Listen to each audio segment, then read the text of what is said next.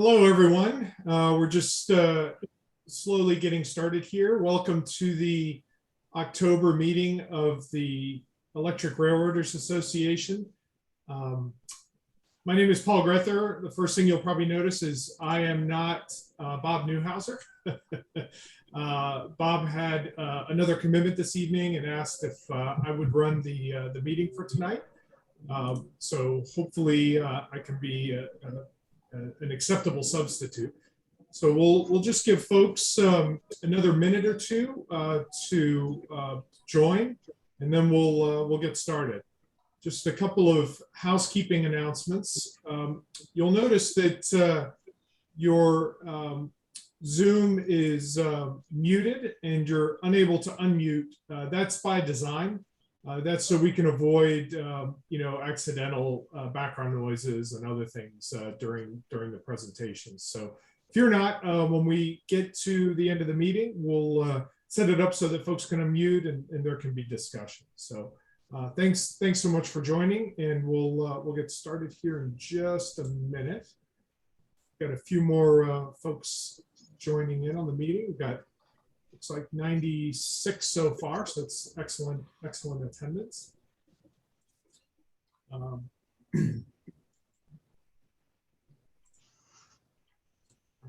Got a few more folks coming in.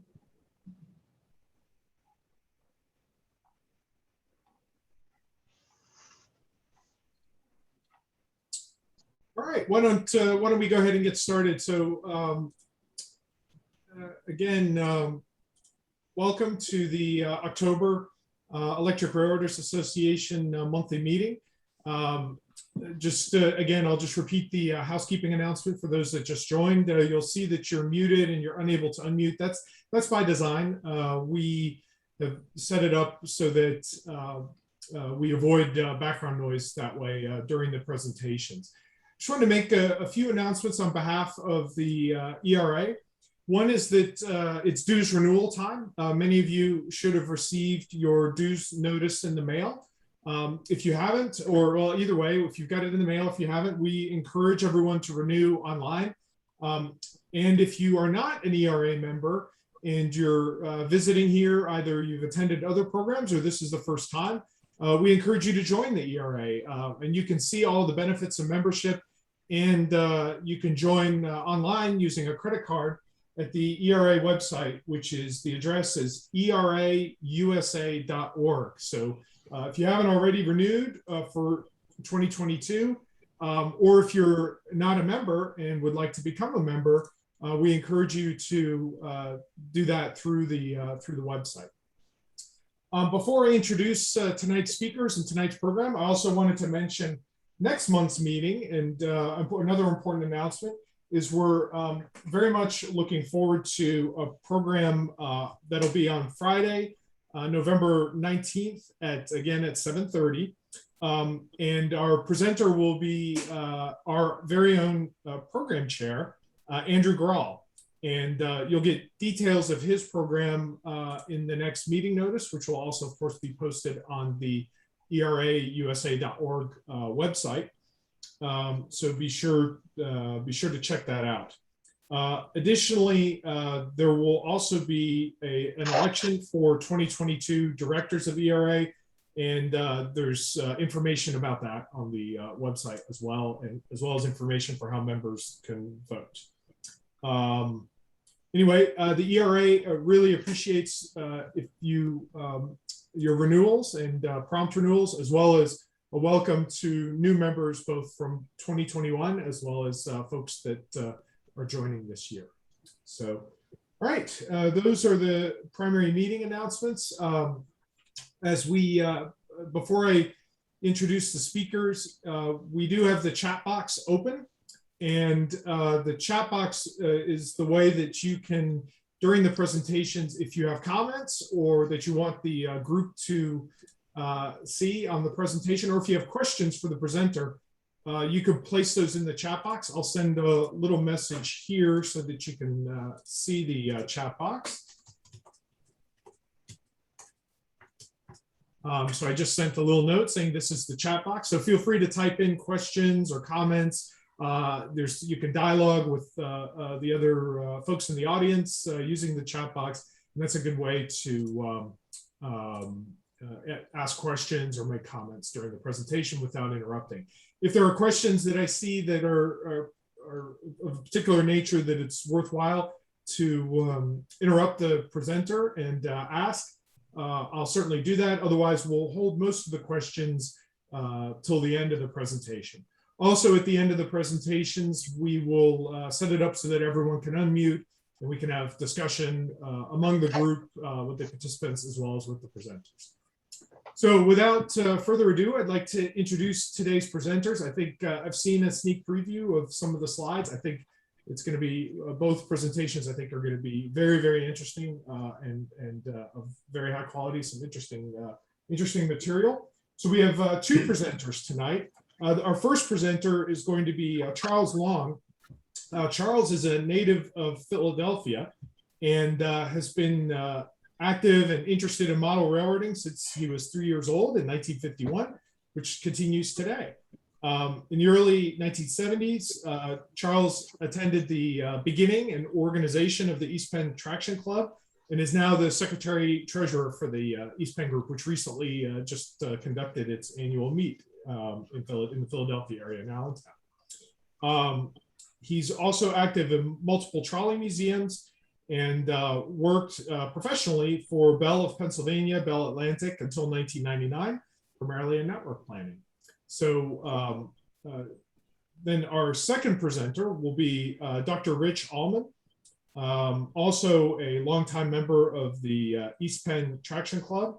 And Rich joined the ERA and is member number 2080 from back in 1956 when he joined at age 12. He's been a member of several related organizations, including East Penn Traction Club, and served as its president until 1991, and also second stint from 2001 to 2003.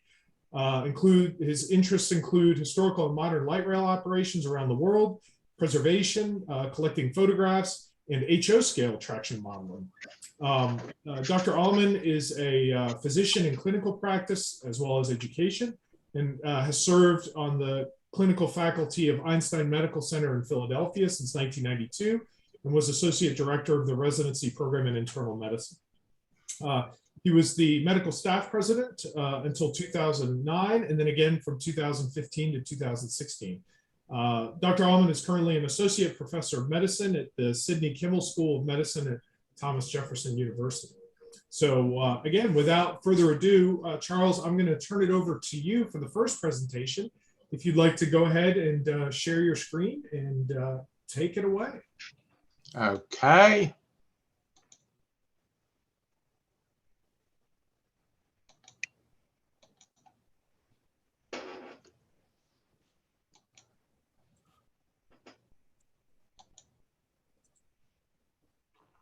Okay. Last summer, Mike Crisino, who's with Amtrak Engineering, he brought over a box of photos that one of his coworkers had obtained at in a Rhodiana auction. And it was interesting. Since he knew Mike was interested in trolleys, he gave him the mic, and Mike brought them over to me, and we started scanning them. And basically they were 3 by 5 inch black and white photos, but there was no notation on the back of the photos of where they were taken. So it was an interesting exercise to look at these various photos and try to determine where they were taken. It did appear that many of the photos were taken on fan trips using chartered cars, probably during the early 1950s. So let me start with the presentation. The first one we got is this is the L yards at 69th Street. Most of the cars are the original Market Street cars with the deck roof, although I think there is one sitting in the middle next to the work car, one of the Frankfurt cars.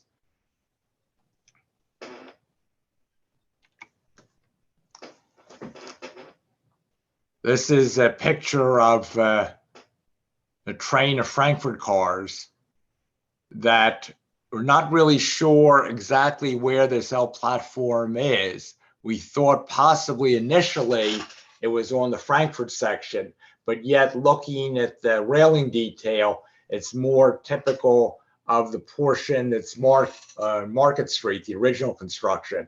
And very possibly this is one of the stations on the section that was torn down in 1955 when the subway was extended under the Schuylkill River and to 46th Street. So this is possibly one of the intermediate stations that existed at that time between 30th Street and 46th Street.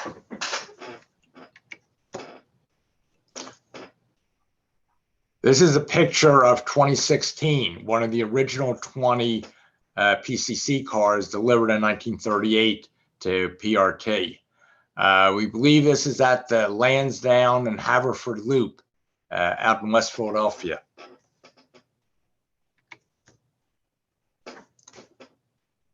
This is the same car up on Route 50 on Rosington Avenue, and this is when they did some major track work on Rosington Avenue north of the Roosevelt Boulevard. And I think there's a commercial movie that's available that has scenes that were taken on this trip. Again, this is further up on Rosington Avenue. This is the side of the road on Oxford Avenue north of Ree. Again, with 2016, that was apparently on a fan trip.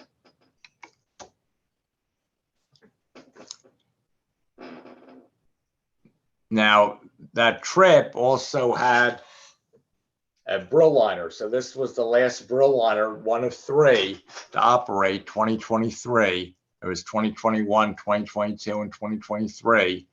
And this is at the Fox Chase Loop, which you can see still exists today. It's used by the Route 18 buses, although when they put the buses in, they reverse the direction of the loop. But you can see the house that was prominent in the 1950 vintage photos is still there today.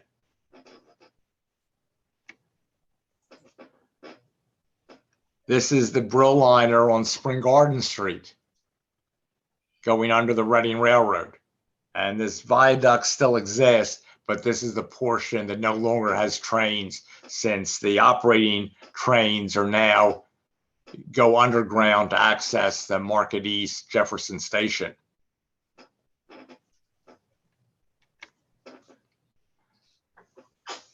This is further out on Spring Garden Street, coming out of the tunnel that goes under the Art Museum. And it was a private right-of-way for the Route 43 Spring Garden Street line. And then in later years, it was converted to, it was used as a highway underpass, and you can drive on it, but it's just a single direction. But it's interesting, when you go through it, you can see obviously the supporting structure for the trolley tunnel in the tunnel. It's not a highway tunnel. You can tell it's definitely built as a rail tunnel. This is in front of the Haverford Depot, west of 45th Street. This west of 41st Street. And this facility was used by one of the PRT underliers, and they actually constructed cars there. And then in later years, at the time it actually became one of the original bus depots in the city. So this was interesting to try to figure out where this picture was, because based on some of the architecture and the thing, it looked like it was maybe further east, maybe in, close to Frankfurt Avenue or the front Girard type area on Route 43, but nothing matched. And then somebody suggested, I wonder on the fan trip, maybe they would have stopped at the Haverford facility to take pictures. And sure enough, we checked on Google Earth and was able to get a match. that the building still sits there today, much altered from its original use as a street railway facility. Here's the back of the Brill liner. Again, we believe at the Lansdowne and Haverford Loop.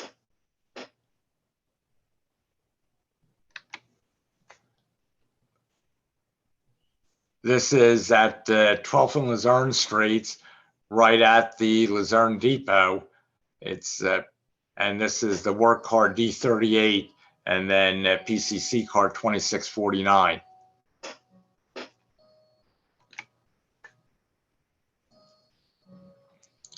Again, this is basically the same location. It's Luzerne Depot was to the left, and apparently they were doing some track work when this was taken. But that's the line car.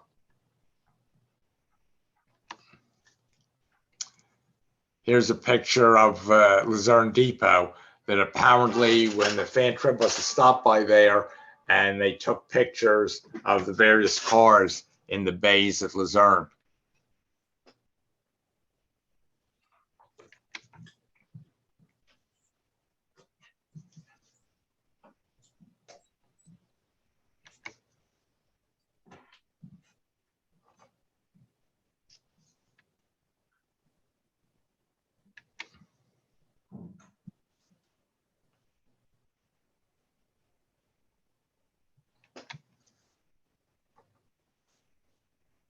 Again, it's D38 and one of the sweepers, along with an 8000.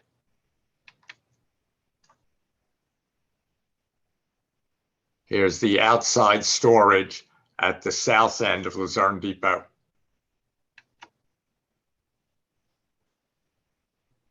Picture of 2058 at the Cheltenham and Ogontz Loop,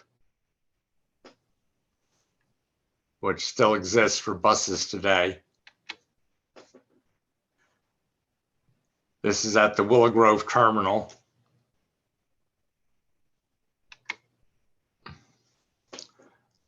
This again is up in Willow Grove, turning off of Burrell to go under Old Welsh Road. And this is basically where there's sort of a tri-level bridge. You had Old Welsh Road, the trolley, and then the Reading Railroad Hatboro branch at the lowest level. Here it is crossing Davisville Road, coming out of the Willow Grove Terminal.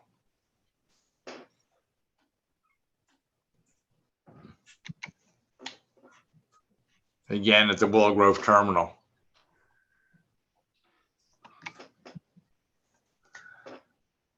This is along Edge Hill Road on the Route 6. That this right-of-way along the side of the road lasted for quite a number of years. It's just about a year ago that they went through and rebuilt the street. But for a long time, you could see where the trolley right-of-way was. And basically, people had sort of incorporated it into their gardens or so and used it as sort of parking area or so. This is 2097 at the 23rd and Venango Loop. And this was part of the order of all electric cars that were received in 1948, the last order of PCCs that were purchased by PTC new.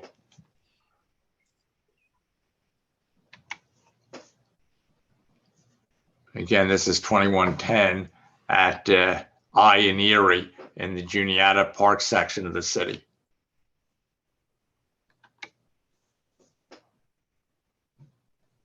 Here's car 2128 at 48th and Parkside Loop.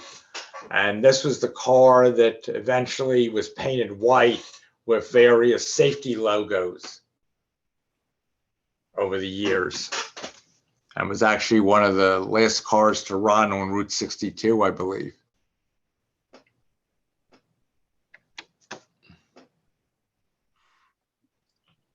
But you can see these when the cars are relatively new, and you can see they had sort of the fancy hubcaps on the wheels there to make them look a little more fancy or so, and they didn't last all that long. In fact, you can see the shrouding above the trucks. It sort of continues there, and I think if you look on the previous picture, you can see it was cut out to give more clearance, and that only lasted probably for less than a year, that they cut out that cowling where the trucks were to give easier access to the mechanical equipment.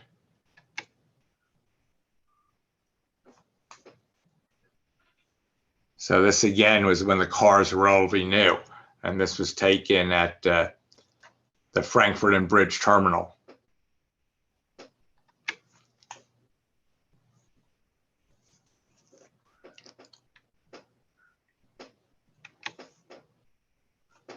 Pictures of the Frankfurt depot. This depot was torn down, and basically they built a bus facility on the site when NCL did the major conversions in 1955-56 period.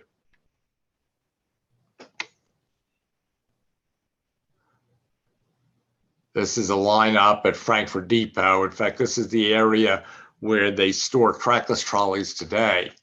And this is double truck and a single truck sweeper and a PCC car.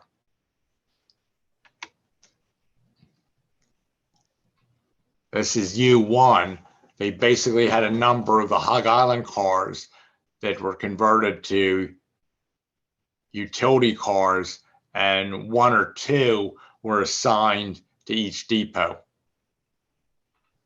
And U1 was here at Frankfurt Depot. The last one was U34, which was at Woodland Depot.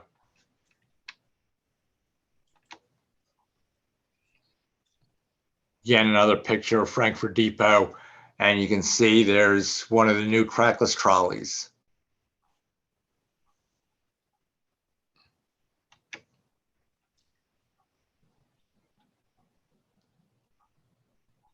These are ones for the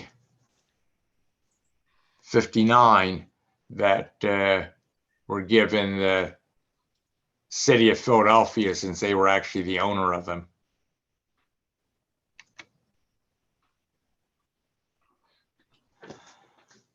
This was one that it took a long time to figure out where it was, and finally Chris Zierfoss figured out and said, I think that's on Frankfurt Avenue, because this is normally only served by double end cars, but there was a loop at Gray Street, so on fan trips they could bring a PCC partway up the line. But initially we thought this was maybe somewhere along Route 15 and on Bridge Street or Upper Richmond Street. But Chris finally figured it out, and then we went to the Google Earth and matched it up.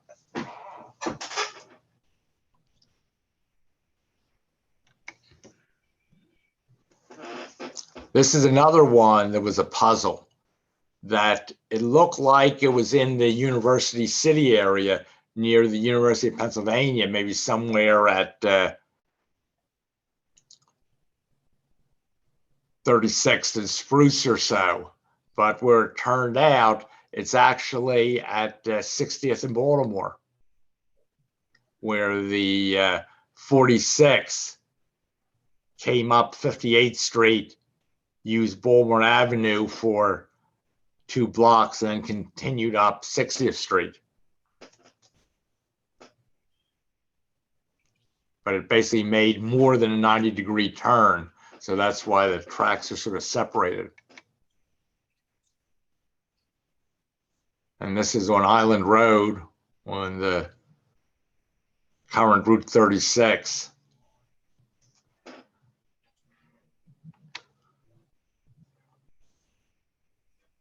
This is at 94th and Eastwick, which was a cutback on the Chester Short Line.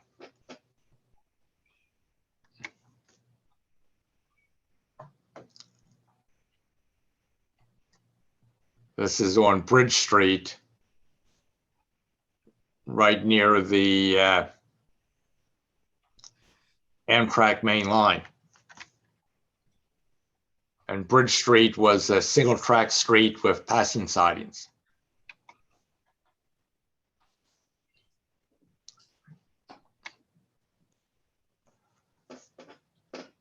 This is at the 33rd and Columbia Loop that the PCC cars only ran on Sundays on Route 3. They normally were on Route 5, but on Sunday, they had enough to provide service on Route 3 also.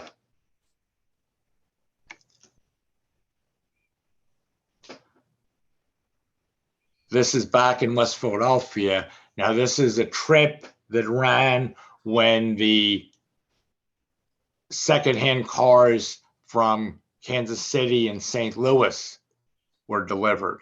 So this is actually one of the St. Louis cars, 2201, the first one. And somebody had a St. Louis sign that they put in the car to use on the trip.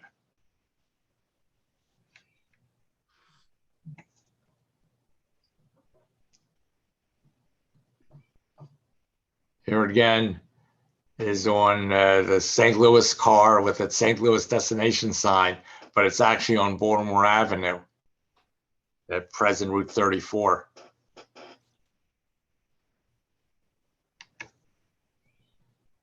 Here it is on Island Road. So apparently they took these cars, this trip took the St. Louis car and went all over the city with it. Although they were just assigned to Luzerne and used primarily on Route 56. But they were basically the prototype all-electric car that they were built in about 1940. So the all-electric operation really had been perfected, and these were not a favorite of the operators. Again, this is down at 94th and Eastwick. Now here's the Kansas City car, and this is at the training loop that was at the 3rd and Cortlandt facility that became the main trolley shop through most of the PTC NCL years.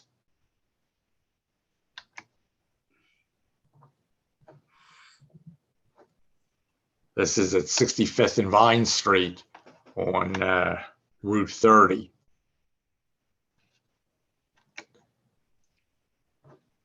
This is the 48th and Parkside Loop in West Philadelphia.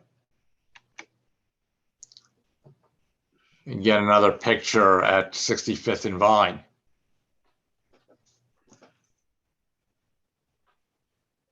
So this line went fairly early.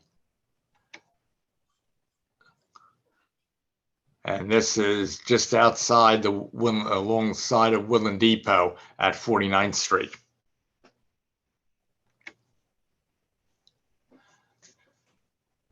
This is up at Wayne Junction on Route 53 at Wayne and Clarissa.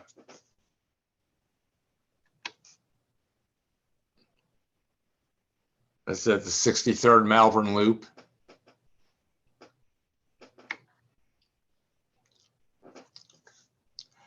This is the temporary track that was established on Locust Street to allow Woodland Avenue to be dug up to build the surface car subway extension. So after they use it, then this became a pedestrian only right-of-way through the University of Pennsylvania campus.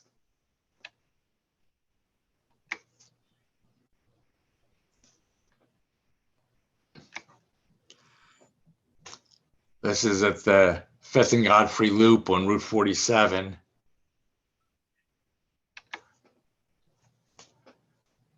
This also is at entering 5th and Godfrey Loop at Route 47. And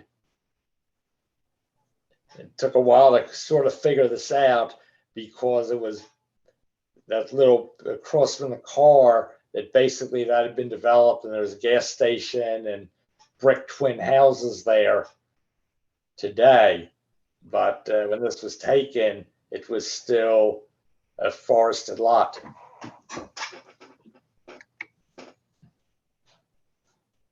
This is at the former Ridge Depot that was basically used for fire storage.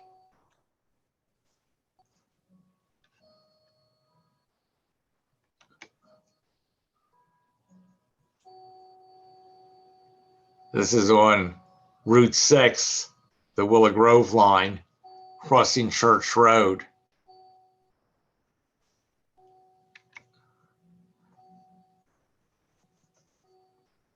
And this is at Ridge and Allegheny on Allegheny Avenue when Allegheny Avenue was still using double-end cars.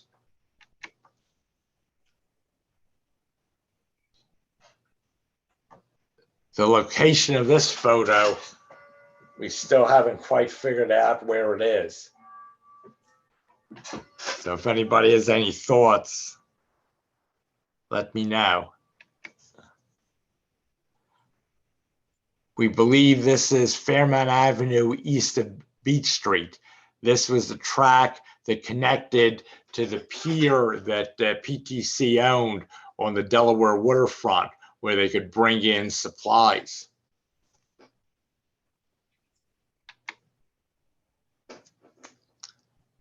This is a lineup of cars at Germantown Depot with the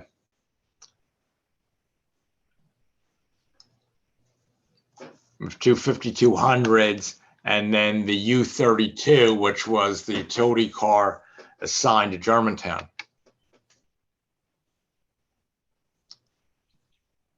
This is at the 11th and Erie Loop, probably a fan trip.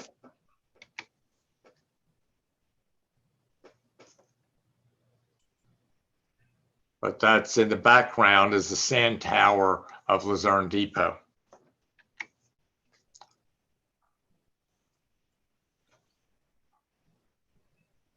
This is Front Street, where the Market Street subway terminated and came out, and then originally made a U-turn and went down Delaware Avenue, and then later is where the connection was to go to Frankfurt.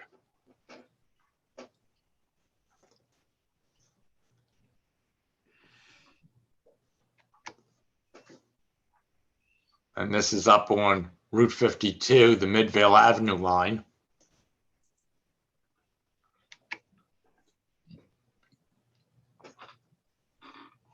This is Frankfurt Avenue. Again, we're looking at the 5200 series that were double-end cars built in 1923 by Brill. Here's 5296 at Southern Depot.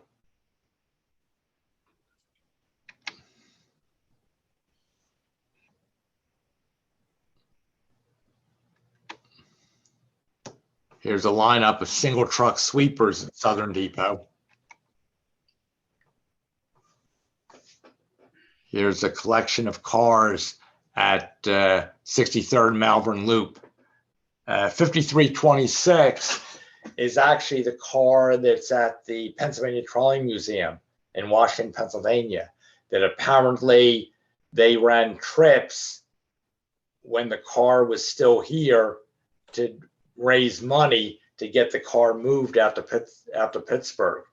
So this apparently was taken on one of the trips that they had for that purpose. And somebody made out that Route 69 sign, which apparently was one of the original routes that operated out in this portion of West Philadelphia. But this is under the L between 49th and 50th Street.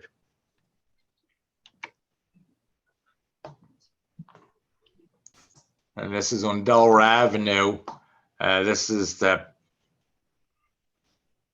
loop that cutback loop for Route 15 in later years when they came off of Susquehanna, but originally it was the terminus of Route 8.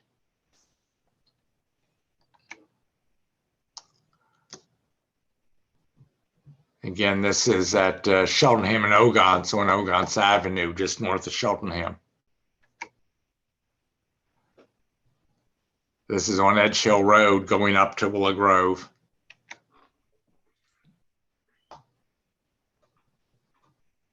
Again, this is a picture that we got from we added from the Joe Basha collection, 5326. But this is at 40th in Baltimore when they were putting in the track to connect into the portal for the surface line subway extension.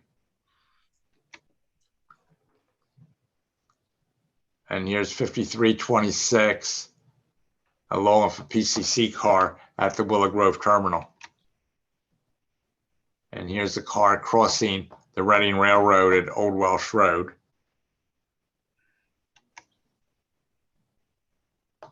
This is near side 6753 at Southern Depot. 8002, this is the 3200 block of Woodland Avenue. This is a portion of Woodland Avenue that basically doesn't exist, as it was utilized for expansion of the Drexel and Penn campuses.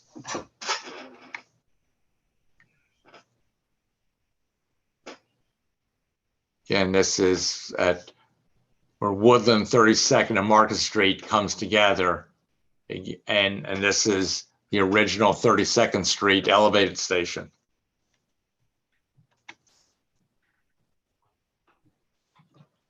And this is the 48th and Parkside Loop. This is the Route 37 Westinghouse Loop. This is the line that went to Chester, but in later years it was terminated at the major Westinghouse plant in Leicester.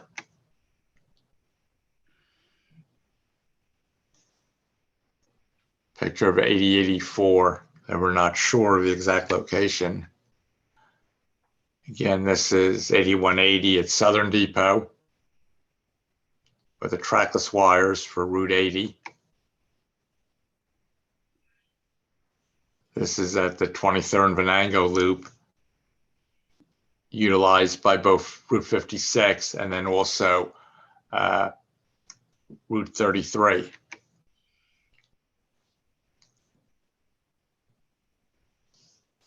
This is on Alney Avenue, west of Ogon's Avenue. Route 26. Again, 32nd Street, south of Market. And that's the end of the show.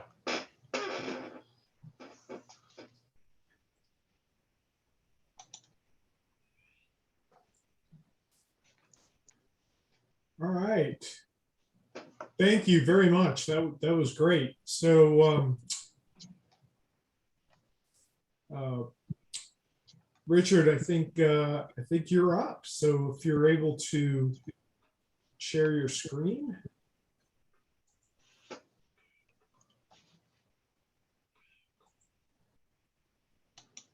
Perfect. Yep, we can see it. Take it away. Can you hear me? Loud and clear. Okay. Well, Charlie's presentation is a tough act to follow. It's nice to see so many here this evening. I see some old friends. I'll use the usual admonition, expect little and you'll never be disappointed.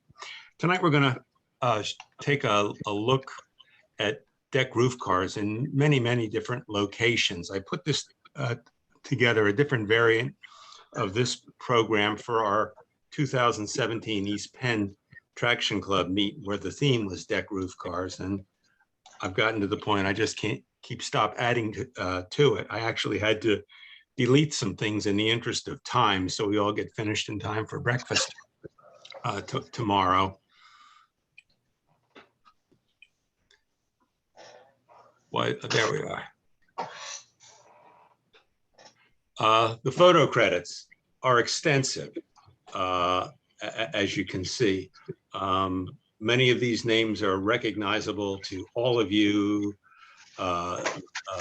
Some may recognize some and not others, but these were some of the giants of our hobby in the early days. There are some where regrettably don't know the names of the photographers, for which I apologize. There's no disrespect intended. I don't mention a photographer or have it on every caption. I will probably mention people along the way who contributed. There were also avid collectors who shared their things through the years, most of whom sadly have left the scene, though Fred Schneider is still with us. And then the older fans among us will recognize the name of Barney Newberger from Dixmoor, Illinois, who sold contact prints for a dime to trolley fans from the 1940s to the 1960s. I would save up $5 and get 50 prints from Barney up until the mid-60s, until the time of his death. I'm going to ask for some tolerance and forbearance. The young photographers from the 1930s and the 1940s who took these pictures when the railfan community was becoming established had limited funds, and the cameras they had weren't like what are currently available. So cut them some slack for the sometimes the sharpness of the photos, and honor the contribution they made and the photos have left us. Remember, this is largely a legacy from Depression era kids.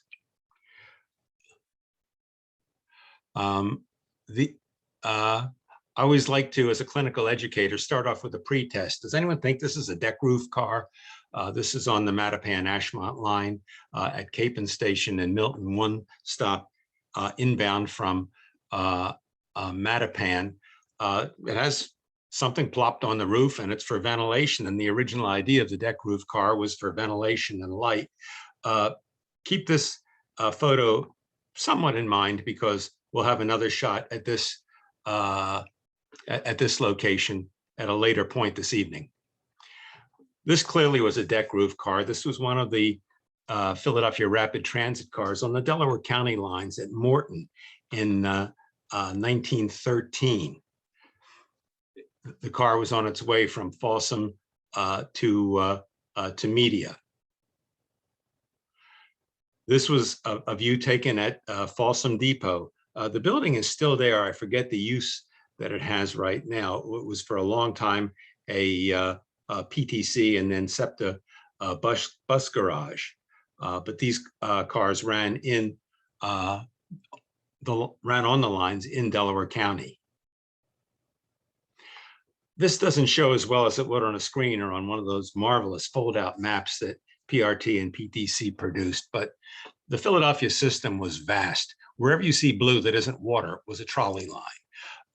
There were trolleys pretty much on every major east, west, and north-south street in Philadelphia, east of the Schuylkill River, and also on many of the West Philadelphia streets as well. They extended it far into Delaware County, as far as Chester, as Charlie was saying, until a fire in 1947 at a bridge near Eddystone caused the cutback of the line to Leicester. You can see there wasn't a lot in the far northwest and far northeast of the city, because a lot of that area was not really developed with housing until the GI Bill in the post-war years. Actually, a lot of the houses in the Northeast were developed by a developer named Hyman Corman, who was a very generous benefactor to the hospital where I've worked for the past 29 years. This was a Philadelphia Standard car. The exact location is hard to say. There were more than 700 of these.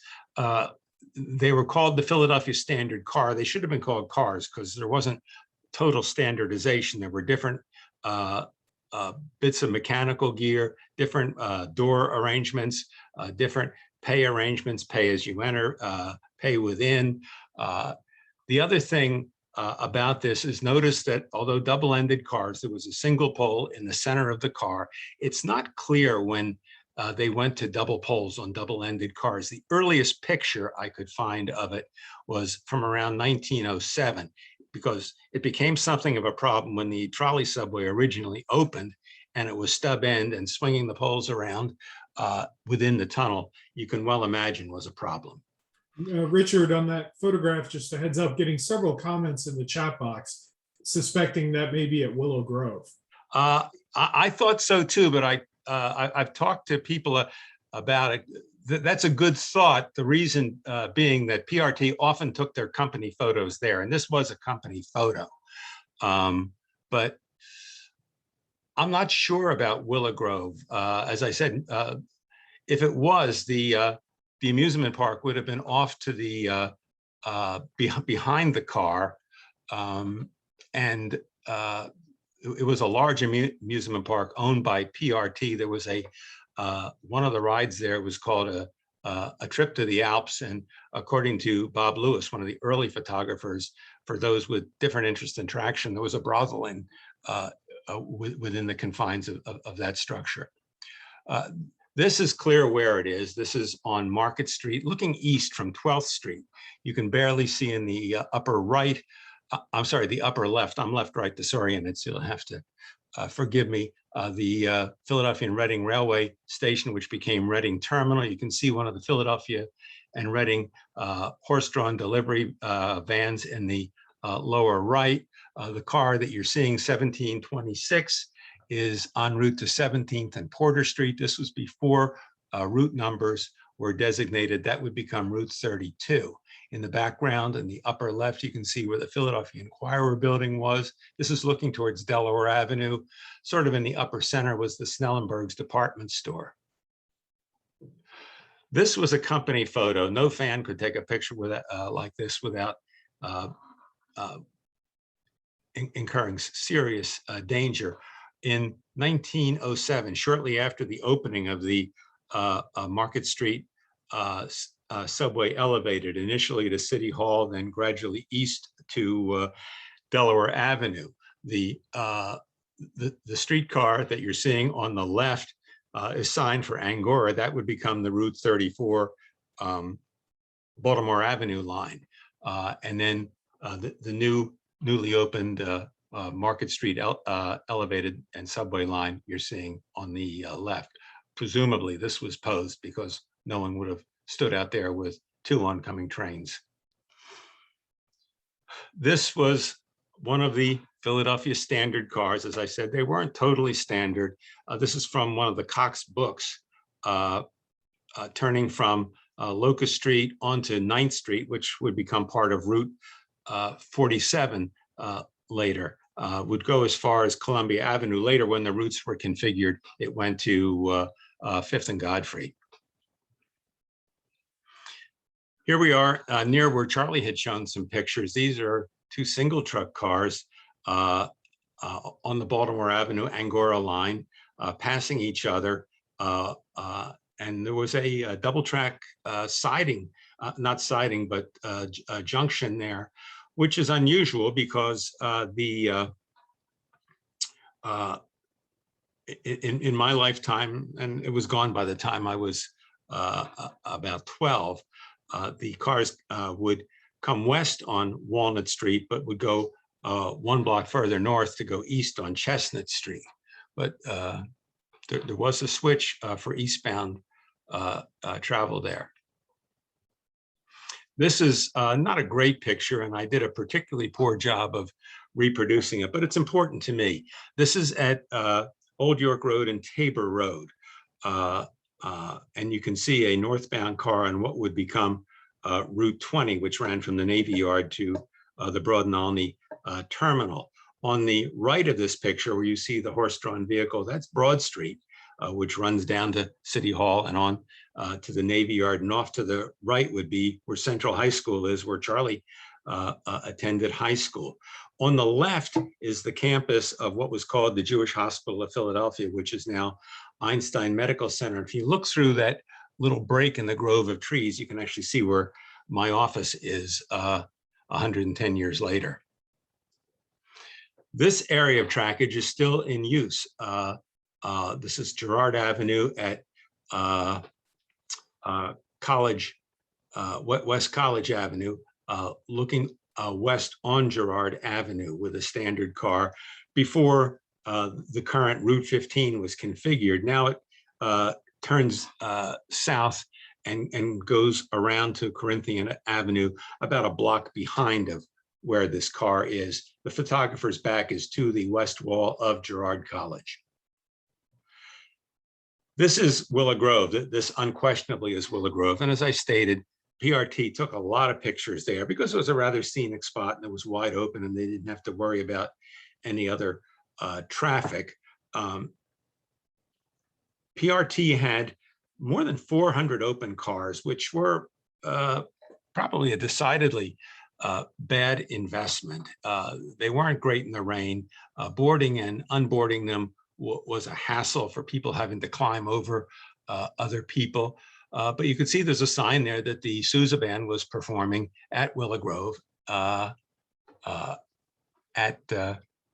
some date, which I can't read at this point. This picture was taken in August of 1913. The Philadelphia and Westchester Traction, which later became Philadelphia Suburban Red Arrow Lines and is now SEPTA routes 100, 101, and 102. This is what I grew up on. And they had some deck roof, they had some early single truck deck roof cars, which performed very badly on the hills and curves on Westchester Pike. So in 1898, they bought 6 of these Jackson and Sharp cars for use on the Westchester line. Jackson and Sharp was not a big producer. They were from Wilmington, Delaware. They produced a lot of railroad cars, but they advertised that they produced both horse-drawn and electric-powered street cars. But they, produced odds and ends for different companies. But Philadelphia and Westchester bought some of them. This is at the eastern end, the then eastern end of the Philadelphia and Westchester at 63rd and Market Street. On the far right, you can see what was the Philadelphia and Westchester station. Passengers there could transfer to the Market Street trolleys of the PRT for the rest of the way into town. The car is on a bridge crossing Cobb's Creek, which was the border between Philadelphia and the borough of Millbourne here. Millbourne's a little municipality, maybe 12 square blocks tucked in between Cobb's Creek, Market Street, and Chatham Road, just east of the 69th Street terminal. The cars would go on both sides of Market Street, which became Westchester Pike, until the 69th Street terminal opened, which was a visionary development by Merritt Taylor, by the people from the Market Street Elevated Railway, and a real estate developer, John McClatchy, who recognized the future of suburban shopping districts. The building there was the Millbourne Mills that was owned by probably one of the biggest developers in the area. His name was Sellers. That later became a Sears store. By 1907, the Market Street Elevated would be crossing this area, would go behind that building on the left and on some private right-of-way through the borough of Millbourne to the 69th Street terminal, where it connected with the lines from the Philadelphia and Westchester, and in 1907 also the Stratford line of the Philadelphia and Western began service there, a major transit hub in the Western Philadelphia suburbs. These cars were not in service for that long on the Philadelphia and Westchester. They were replaced by very gorgeous Brill and later Jouett railroad roof interurban cars, but they were deck roof cars, and they carried mail. This is a little further out. This area on Westchester Pike, it's about 3 blocks west of 69th Street Terminal. by the late teens, early 20s, this had been double tracked all the way to a point west of Eagle Road in Haverford Township. This is all commercially developed 2-lane highway each way. So the tracks in this area had highway on either side. To the left is where the Keystone School was, a typical classic Pennsylvania fieldstone building. And to the right was the 72nd Street freight yard, freight siding for the Lehigh Valley Transit, and now the 72nd Street shops for the Route 100 Norristown line. Fairmount Park was a real anomaly in Philadelphia, the Fairmount Park Traction Company. It ran from 1896 to 1946. It mainly served in the summer to convey people from either the Strawberry Mansion section of North Philadelphia or from West Philadelphia, from the Baring area, to a couple of significant locations. Chamonix Station, where there were horse stables, the country club for golfers, the tennis courts, and then the Woodside Park amusement park and Crystal Pool, which was a popular swimming venue. In the summer months, there were two services. One from Strawberry Mansion would get to Greenland Station and then make a counterclockwise big loop around, stopping at all of those places. And then at the junction would continue to make a counterclockwise loop back to Greenland and back onto the Strawberry Mansion Bridge across the Schuylkill and back to the Strawberry Mansion Station at 33rd and Dauphin. There was a similar service from 44th and Parkside, which would parallel Parkside Avenue, cross under Belmont Avenue, and then make the same loop.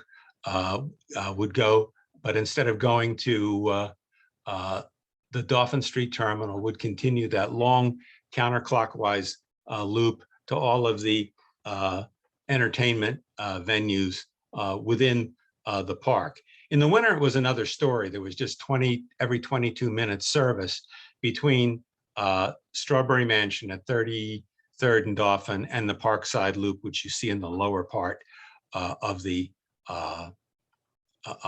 map. This was on that big single track counterclockwise loop. This is just north of Greenland Station. The exact location, unfortunately, was not marked on the negative jacket. And the person who took the photo, John Bowman, has long since moved on to the Great Car Barn in the sky. This was the southwest end of the line at Parkside Loop. Behind the photographer was the loop at I guess that was 49th and Parkside. Off to the right, you can't see it, was Centennial Hall or Memorial Hall from the Philadelphia Centennial exhibit. This was a car heading, depending on the time of the year, either for the big loop or to Dauphin Station. This was obviously during the warmer months, or else people were bundled up. Again, looking in the back to the right to where to Belmont Avenue and towards where Centennial Hall would be. This showed one of the problems with the Fairmount Park trolley during the cooler months. No one rode it, even though they were very careful and attentive to provide every 22-minute service, which wasn't bad for a line with so little demand.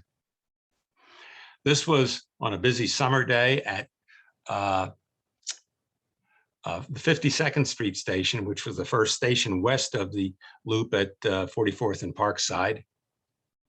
Open car with a pretty good load on it. Also along Parkside Avenue. And having passed under Belmont Avenue on its way to the Parkside Loop. And again, you can see hardly anyone on board the car. This was just south of the junction a two-car train in the summer of riders on their way to Parkside Avenue. This was a fan trip. The car on the left is coming out of the car house, and on the right was the fan trip with the open car. A couple things to notice here. One, how well dressed all of the people were who were attending the fan trip. I'm not sure I dress like that when I go to weddings or funerals anymore, and how young they were. And this was a car about to take the turn from the loop at the junction to go back from Woodside Park and all those places behind him onto the switch to return to Strawberry Mansion. This two-car train of open cars had just made the turn at the junction.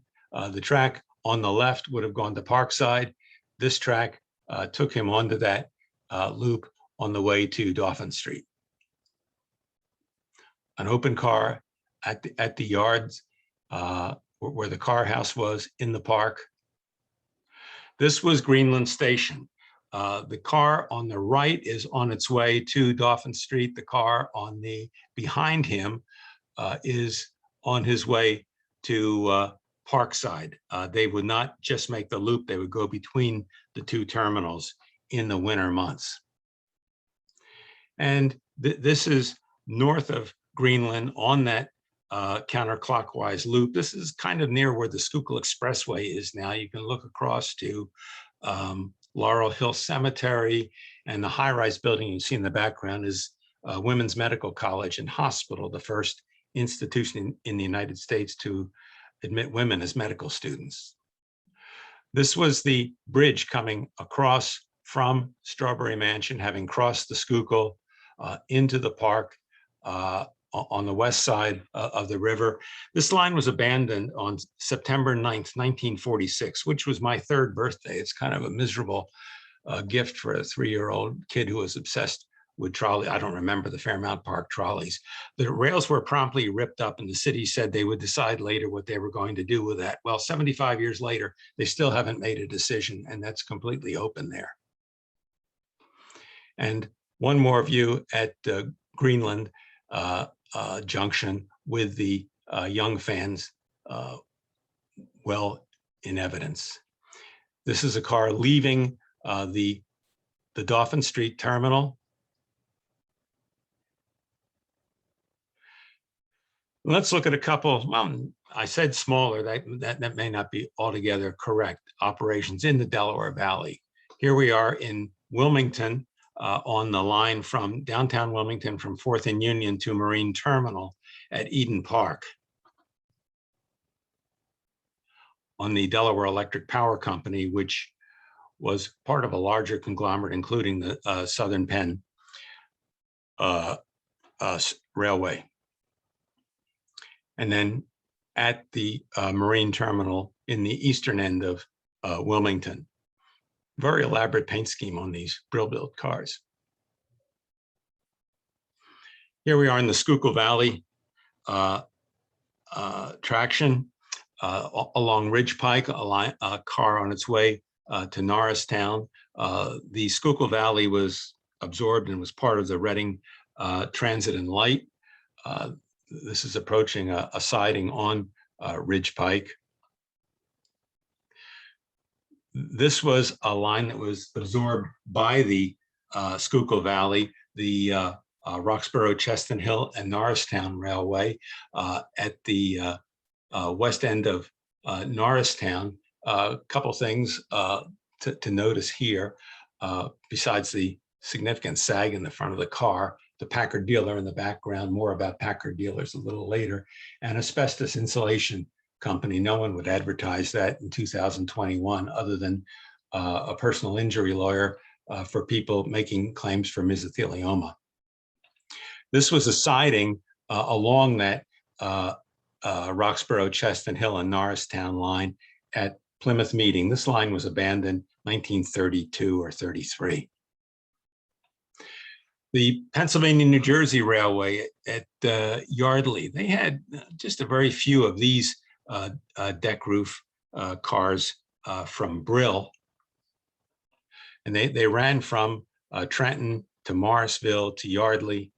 Also, it quit in 1934, which was a bad year for Trenton Traction fans. This is in downtown Trenton. Trenton was unusual. There were 4 different track gauges there. The Pennsylvania New Jersey system was typical Pennsylvania broad gauge. Trenton Transit had I believe, 5-foot 2-inch gauge. The line that ran from Camden to Trenton had yet another gauge, and then the Trenton and Princeton Transit and the fast line from Trenton to Newark were standard railroad gauge. So speaking of Trenton Transit, this was the Pennington Avenue loop for the Pennington Avenue Center Street operation. Take a look at this car, because it was part of the same order as this, although the ends were different. And I've not been able to find out if it had been in a wreck and different ends were applied. I just don't have the story. This is on Warren Street on the line from Pennington Avenue to Center Street and running to the depot at the southeast end of Trenton, crossing the Philadelphia and Reading Railroad. This is the Center Street line at the Layler Street Loop and Car House. These cars, I believe, were acquired in 1904. These are the last deck roof cars acquired by Trenton. This is at the Pennington Loop, the other end of that line. And this is actually the best picture as far as photographic quality goes. Unfortunately, the photographer didn't have a location for it. This was from Jim Schumann. He didn't take the picture, but it was at a time when a lot of the guys used to just trade negatives, and he got a good one here. As I said, these were the last deck roof cars that Trenton acquired.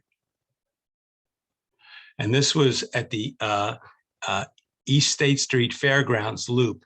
The line to the fairgrounds basically ran the length of State Street from the fairgrounds to the northwest end of Trenton. Trenton Transit was fully converted to bus by late 1934, the same year the Pennsylvania, New Jersey Railway ceased operation. The remaining traction operation would be the Trenton Princeton for another 6 years. Hershey had some of these Brill deck roof cars. Here we see car 2 east of Campbellstown on the 13-mile Lebanon line. The line would be in 1942 cut back from Lebanon to Campbellstown. There's a story that these cars were actually delivered under their own power from the Brill plant through Philadelphia, out to Philadelphia and Westchester, and then there over the Westchester Street Railway to Coatesville, over the Conestoga to Lancaster and on to Elizabethtown, and then at Elizabethtown with a connection to Hershey Transit. Apparently the trip would take more than 4 hours, and I don't think there's anyone in this meeting tonight who wouldn't love to do that one time and wouldn't sacrifice a significant body part in order to do that. This was a fan trip, as was this. This completely unobstructed view tells you that the person who took this picture was the one everyone was yelling down in front to. This is on the Elizabethtown line. The Elizabethtown line was about 10 miles long, and then it was 18 miles from there to Lancaster on the Conestoga. Also on the Elizabethtown line, you can see the fans scurrying around to get their best pictures. One more view. Hershey Transit was not huge, but it lasted until the post-war era.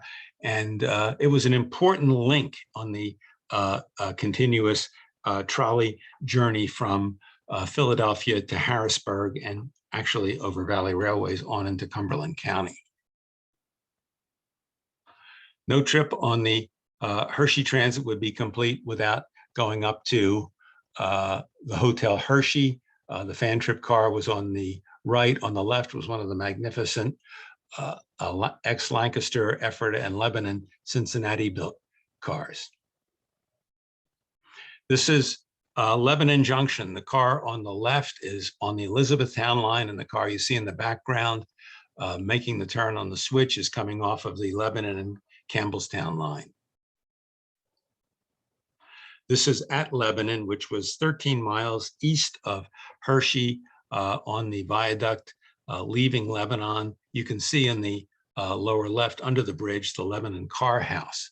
This line was abandoned, was cut back to Campbellstown in 1942. One of the sort of atypical traction conversions in the war years. A lot of things were delayed because of fuel and tire issues. A couple other Eastern Pennsylvania properties with deck roof cars. Who takes a deck roof car, an open car, out in the snow on December 1st, 1935? Well, the members of the former Railroad and Locomotive Historic Society, which became the Lancaster chapter, the founding chapter of NRHS. And there it's passing one of the curbside cars that were built by Brill and resulted in some significant litigation by Cincinnati Car Company against Brill. 2.5 years later, this is at Bittersville on the Windsor line, also an open car fan trip in September 1938.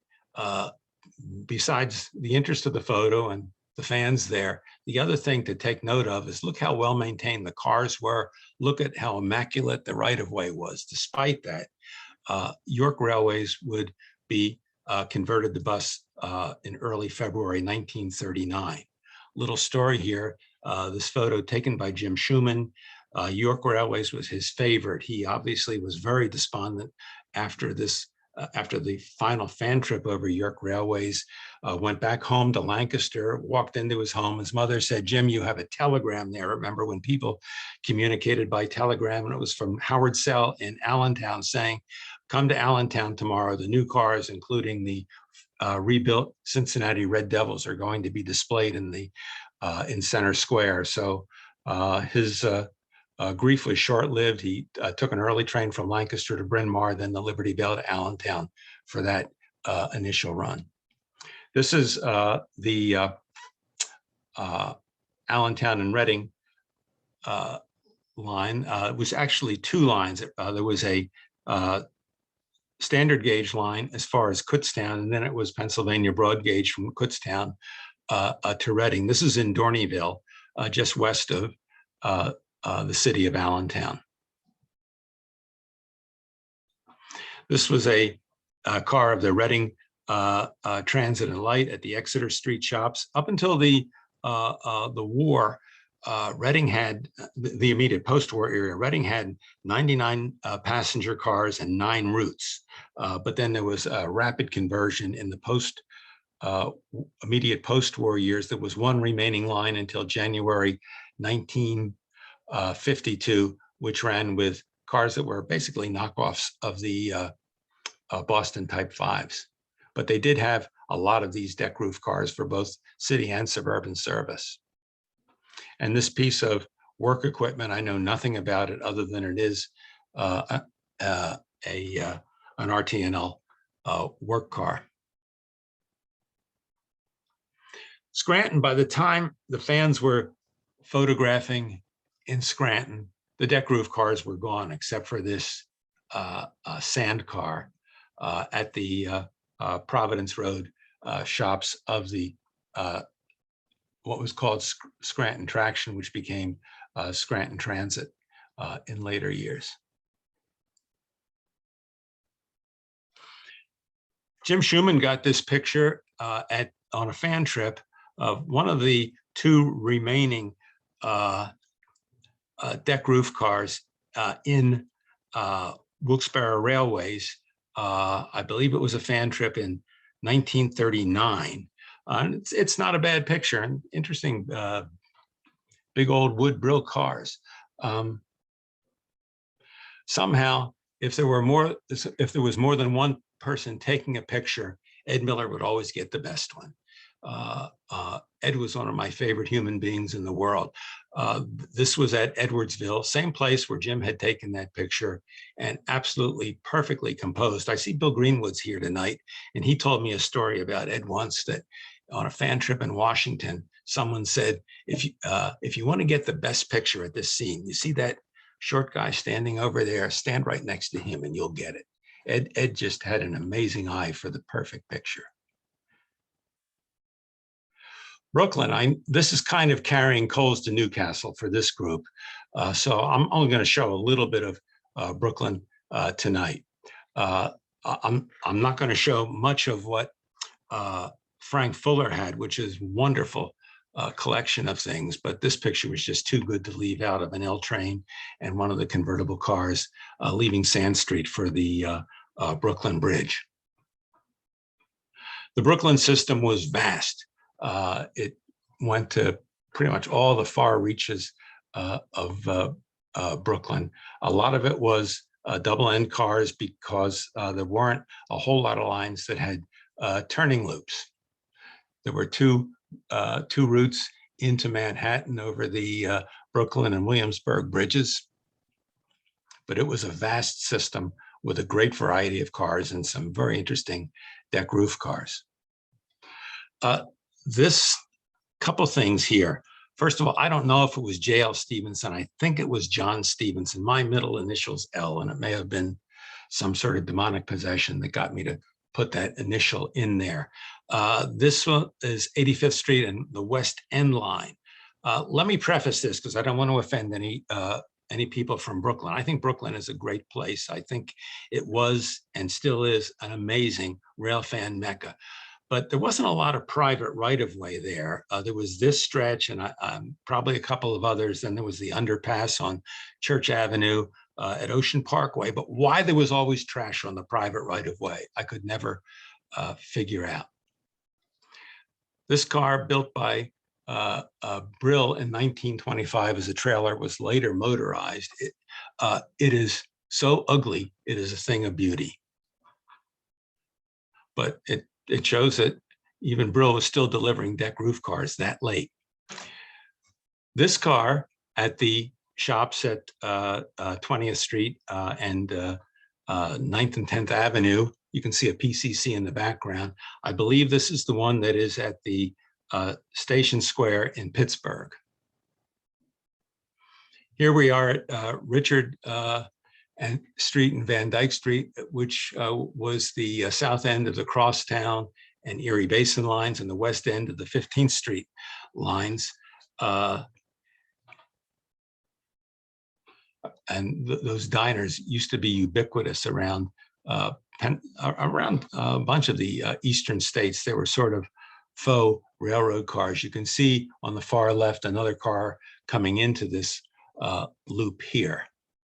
These cars were built in 1906 by Stevenson. They were convertible cars. And here also on the Erie Basin line at Woodhall Street and Hamilton Avenue. Miserable, slushy day, but it didn't stop Ed from getting out and getting some terrific pictures. He went to work when he was 21 in 1941 for, I guess it was Con Ed, as a draftsman. It was a good job, and it was a chance for him to extensively photograph the traction action in Brooklyn 3rd Avenue and the North Jersey Public Service lines. This is Park Avenue and Navy Street on the Crosstown line. You can see a PCC coming up behind him. Two of the 4100 convertible cars at Park Avenue and Vanderbilt Avenue on the Crosstown line. and turning from 20th Street onto 10th Avenue in front of the car house. This was the east end of the Union and 15th Street lines.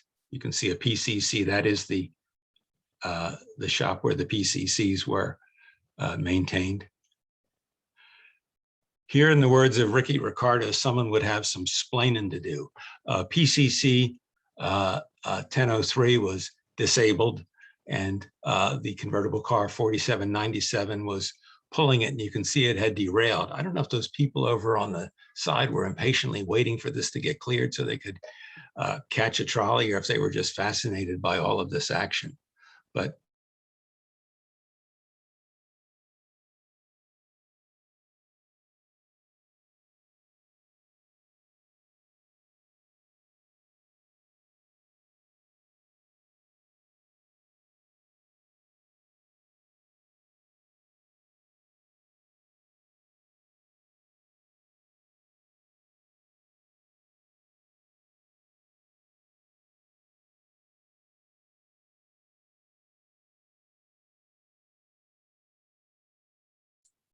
I'm afraid Richard may be frozen. Stand by just a minute and let me see if we can recover. Just a moment. My apologies for the delay.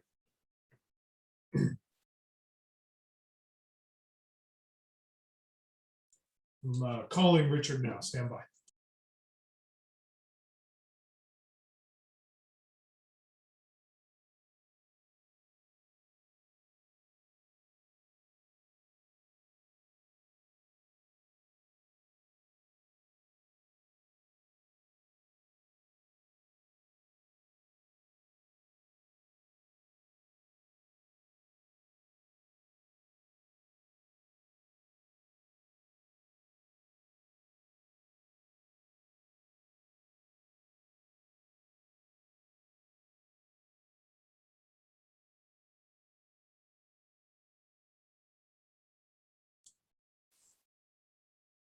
Okay, everyone, my apologies. I just talked with Richard, and apparently there was a power surge at his house, which caused his computer to shut down. So it just lasted. It was a momentary power outage.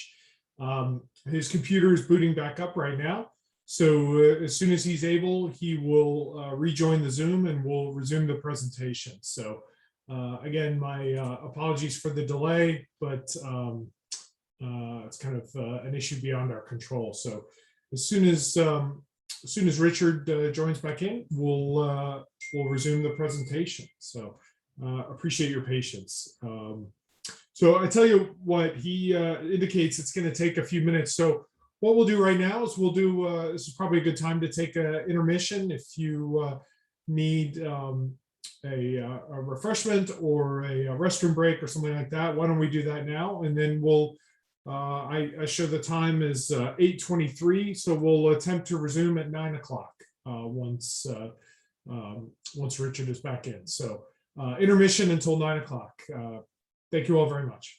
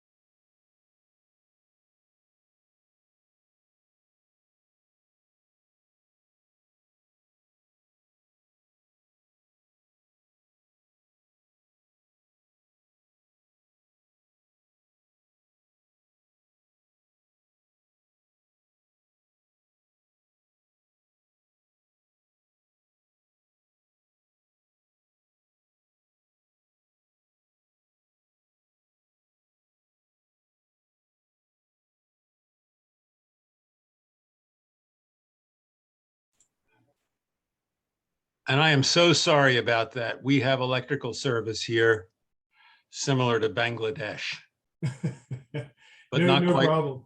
not quite as good. Just a moment. Let me set you up so that you Yeah. can share your screen again. Yeah, I really apologize. No, it's no problem. It was a good opportunity for a brief intermission. So the timing was actually pretty good. Okay. Just a moment here.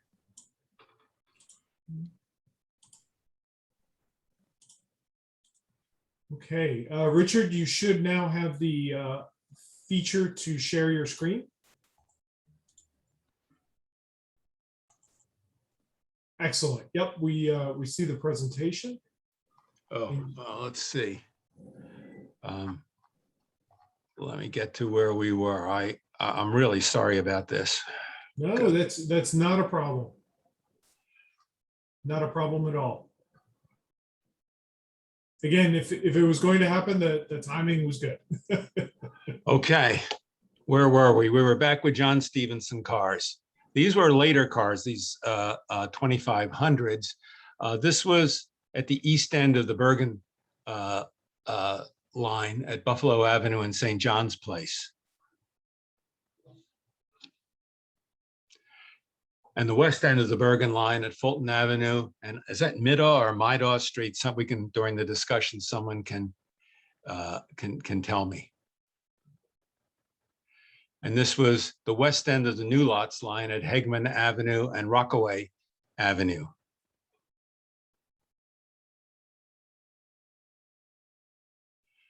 And the east end of the Nassau line at Meeker Avenue and Gardner Avenue, with the motorman having changed poles.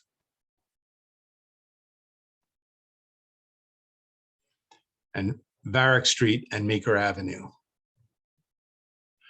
For finding these locations, I see Jim Greller's here, the map in his Brooklyn book, I highly recommend to people. It's a wonderful resource, as is the book. And Union Street at Grand Army Plaza and Prospect Park West. Again, a miserable slushy day. I bet Ed ruined his shoes that day, but look at the wonderful pictures that he was able to get in the course of that. Boston. Boston was a very different system. It was not laid out in a grid. It more of a hub and spoke kind of arrangement for their routes. But if you want to know, there was a logic and rationale to it. And you have to look at the pink lines. I don't know if you see my pointer, but the line from Everett to Sullivan Square along Washington Street through Charlestown to downtown in the subway, and all the way down to Forest Hills at the Arbor Way. Yes, and then there was Richard, we can see your pointer. Okay, thank you. And then there was the Cambridge-Dorchester Tunnel from Harvard to Ashmont, through Cambridge, downtown, the edge of South Boston, and on into Dorchester, and then the East Boston Tunnel line. And then you can see where the trolley subway was, with the portals at just west of Kenmore Square, at St. Mary's Street on Beacon Street, at Tremont Street. And the point to make here is that every one of the trolley lines fed some rapid transit station, except for those that actually ran into the subway themselves. It wasn't called the Boston Elevated Railway for nothing, because the rapid transit system was the real centerpiece, although there was just vast and fascinating trolley operations, including with deck roof cars. My grandparents lived in Boston, and I remember the first time I could remember was actually when I was 4 years old. Before that, my memory was just so spotty. But seeing all the deck roof cars and the variation of them, and there at Dudley Station, coming into where there were the two loops.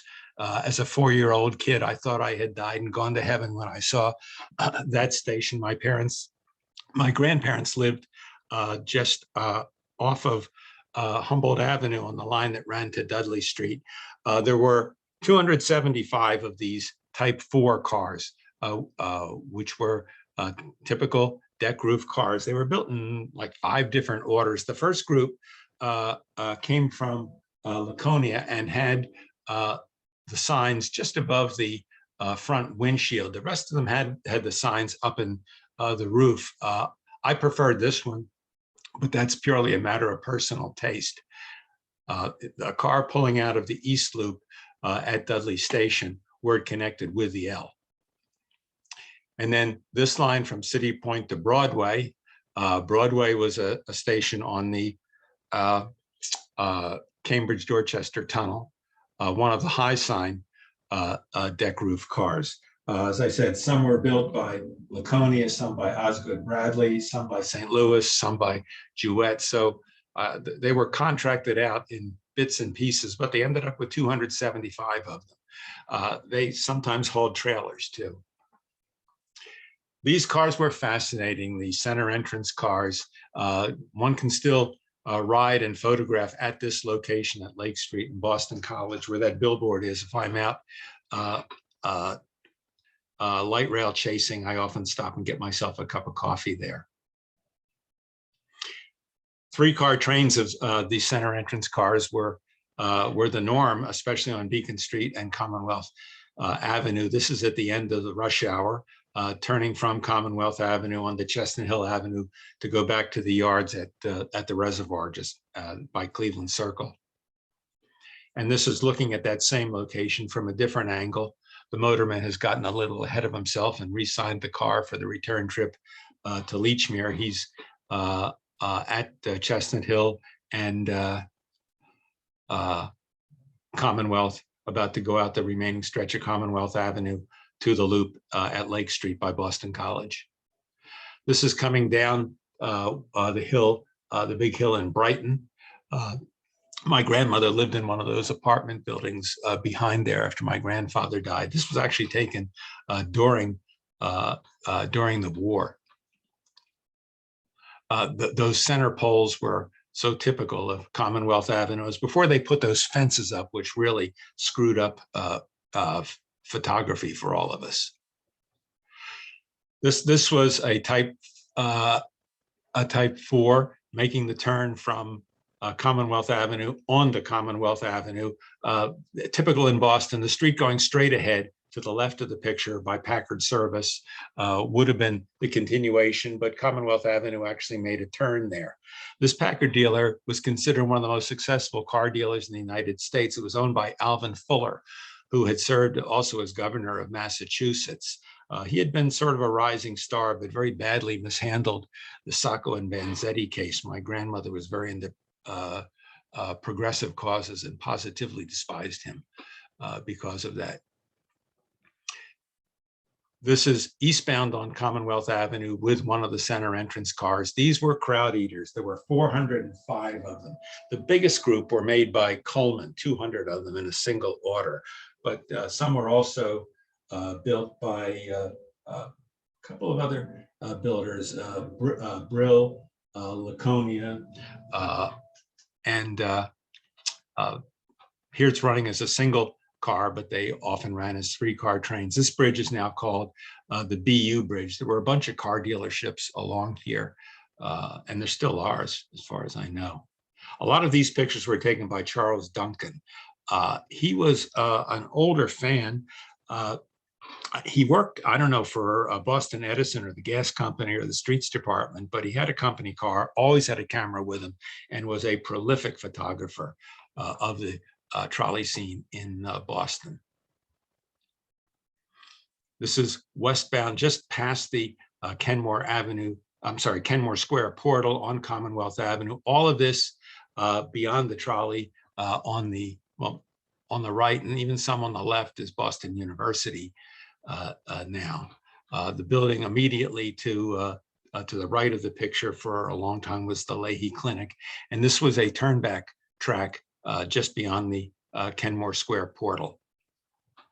This is a car coming out of the portal. The Saccone sign that you see is now where the Citgo sign is that you can see over the left field fence at Fenway Park. And this is crossing the bridge on Massachusetts Avenue with MIT. Off to the right, I see Alan Schneider's here. I don't know if Bruce Harvey's here. They're the two MIT, and well, Bob Newhouser, who's not here tonight. But this is familiar territory to them. My father also attended MIT, and you can see there's a work car coming up behind it. These cars usually ran on the subway surface lines, but here it was running on the Massachusetts Avenue line to Dudley Station. This view, there is still action at this location coming out of the reservoir car yard. The buildings behind the car you see are still there, though I'm sure they're all different storefronts now. We had a favorite Greek restaurant that was in there at one point. Single Type 4 cars were mainly for short-term, largely baseball service because they usually needed more carrying capacity than a single car for running through the subway. And this is about to make the turn into, he would make a left turn onto Chestnut Hill Avenue to get into the loop around the back of the buildings to get back out onto the eastbound track onto Beacon Street. And this is Beacon Street, just west of Coolidge Corner between Harvard Street and Washington. You see an apartment house there on the left right here. That was along, I believe it was called Summit Street. There was a laundromat there. When we lived in Brighton, Thursday evenings, I used to go there and do the wash because my wife was home with our one-year-old daughter at the time. Very typical off-peak two-car train of center entrance cars on the Beacon Street line up until 1951 when the picture window cars arrived. And this is at Coolidge Corner, one car train, plus you can see two center entrance cars in the background. It was a very, very dense level of service. When I used to go to that laundromat, sometimes I'd get a lot of reading done. Sometimes I'd go out just to watch the PCCs go by, but by that time they were painted green, and Boston trolleys were never intended to be green. If God had intended them to be green, he would have put leaves on them. These cars from Laconia, I think they were built around 1917. This is on Ocean Avenue in Revere Beach. They were acquired, I believe, when the Boston L acquired the Chelsea lines of the Eastern Mass. And they ran on the Revere, Chelsea, East Boston lines. One of them is restored at Seashore and is really one of the proud possessions of their fleet. This is at Revere and Legion Parkway in 1938. Also on Revere Street in East Boston. And the bridge between East Boston and Chelsea, I believe, I don't know which direction this is going. It's not marked on the back of the print, but type 4s were ubiquitous around the system, including on the East Boston lines. This is at Revere Beach. At the loop, there were a couple of lines that emanated from there. The heaviest one was probably the one to Maverick. Suffolk Downs. All of this was replaced by what's now the Blue Line in 1951 or 1952. Some of the lines were converted to trackless operation, but type 4s were the workhorses there. And this was a stretch of private right-of-way along Ocean Avenue in Revere. Chelsea and Curtis in East Boston with a B&M crossing.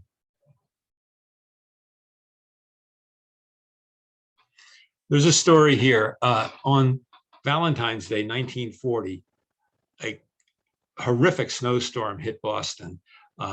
21 inches of snowfall, heavy wet snow in 7 hours. 31 people killed within the city. The system shut down for days. This was taken 2 days later.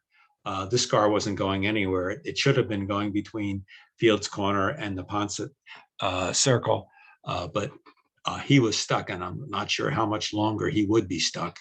You see a typical, what they would call a 3-decker in the background.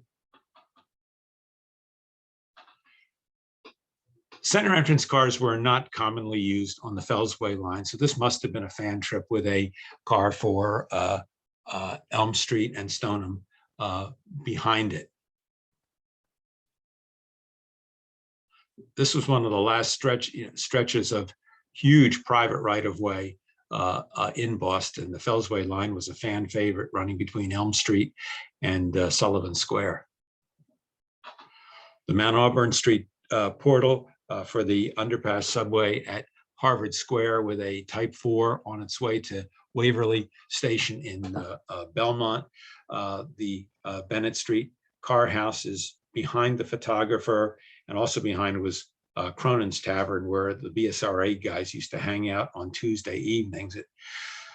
I have to tell you, it made Wednesday mornings very challenging, depending how much we had to drink and whether we had gone out for Chinese food afterwards. Some of the cars for the subway lines were kept in the off-peak hours at Bennett Street, and would go, instead of through the tunnel, would go through Harvard Square, make their way around the Harvard Yard, down Cambridge Street to Leechmere. This car would be deadheading there. And this little further out on Mount Auburn Street, he's about to turn here to take the switch to go to Belmont. If he had not taken the switch, it would go to Watertown. There's more than one way to get to Watertown. There was also this line from Central Square in Cambridge, which would go out Western Avenue, which became Arsenal Street in Watertown. He's just turning off of Massachusetts Avenue to get on to Western Avenue for the run to Watertown. And further out, another street that changed name, Western Avenue, became Arsenal Avenue in Watertown. And finally arriving in the square at Watertown, where there would be the line from Harvard and North Cambridge, the line from Central Square, and the line from the subway through Brighton and Watertown. Then swinging around to the south side of the city in South Boston, a car from City Point returning to downtown and the Tremont Street subway portal. A view of a Type 4 at the City Point car house.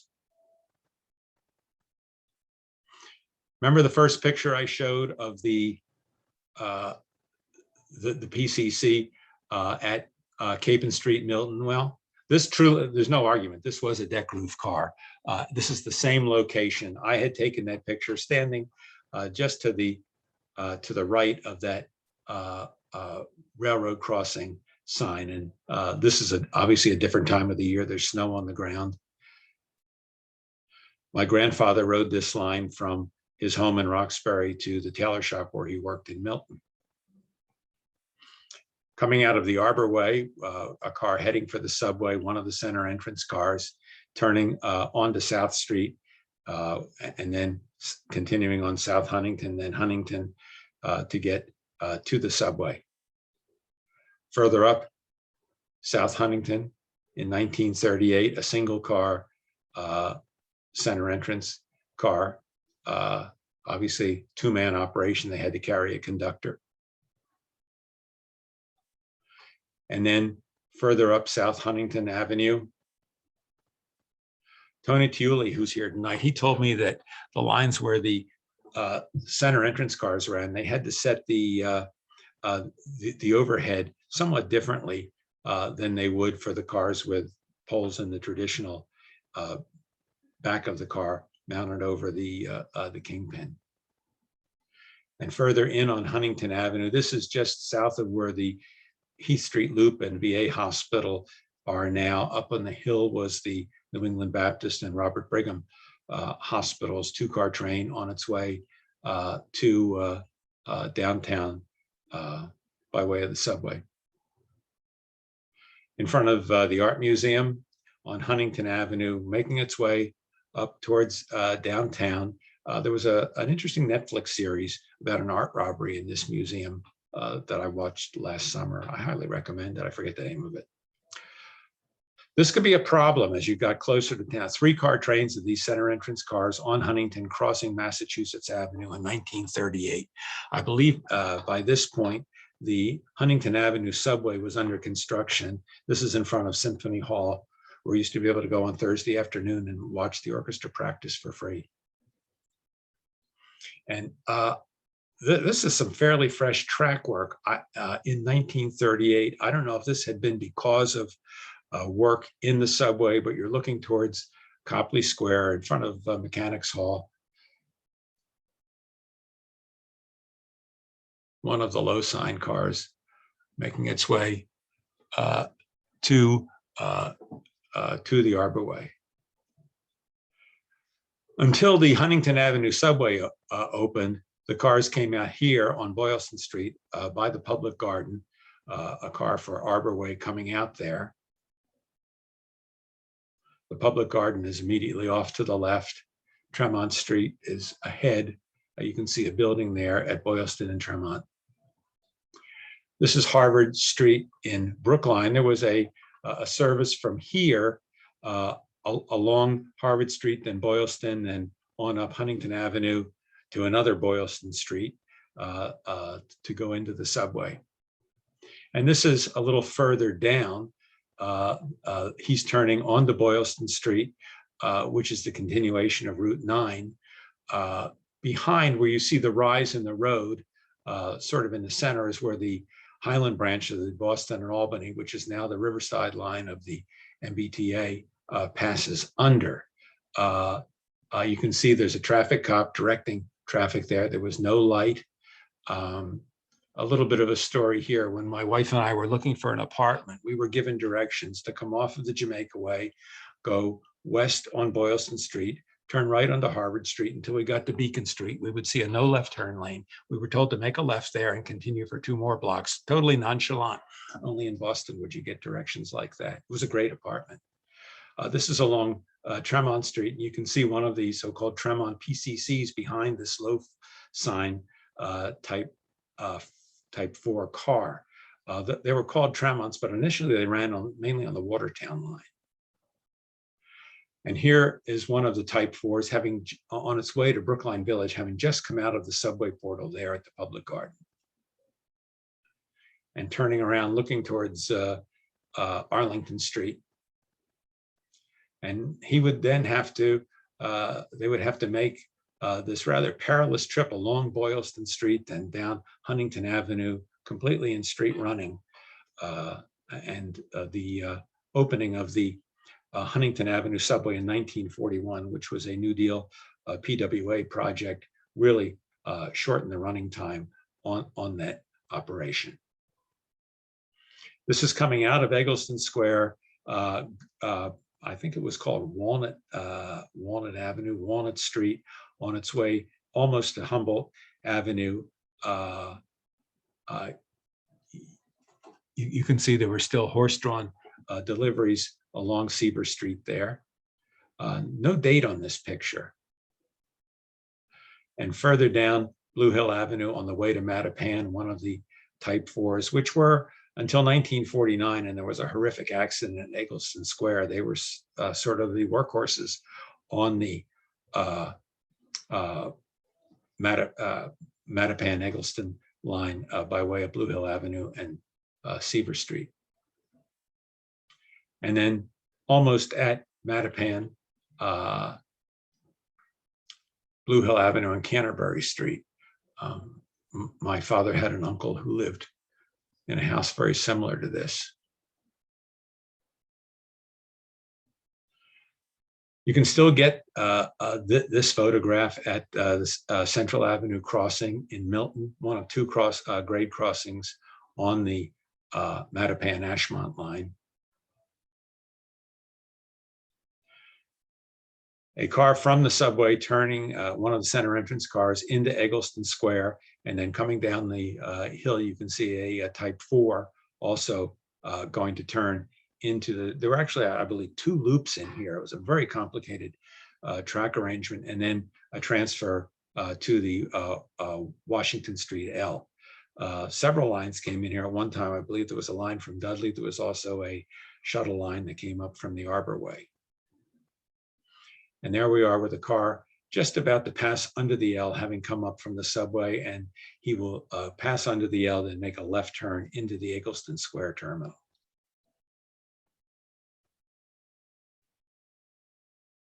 And heading along Columbus Avenue. I can't tell if this is inbound or outbound, and it's not marked on the photograph. Maybe someone will know.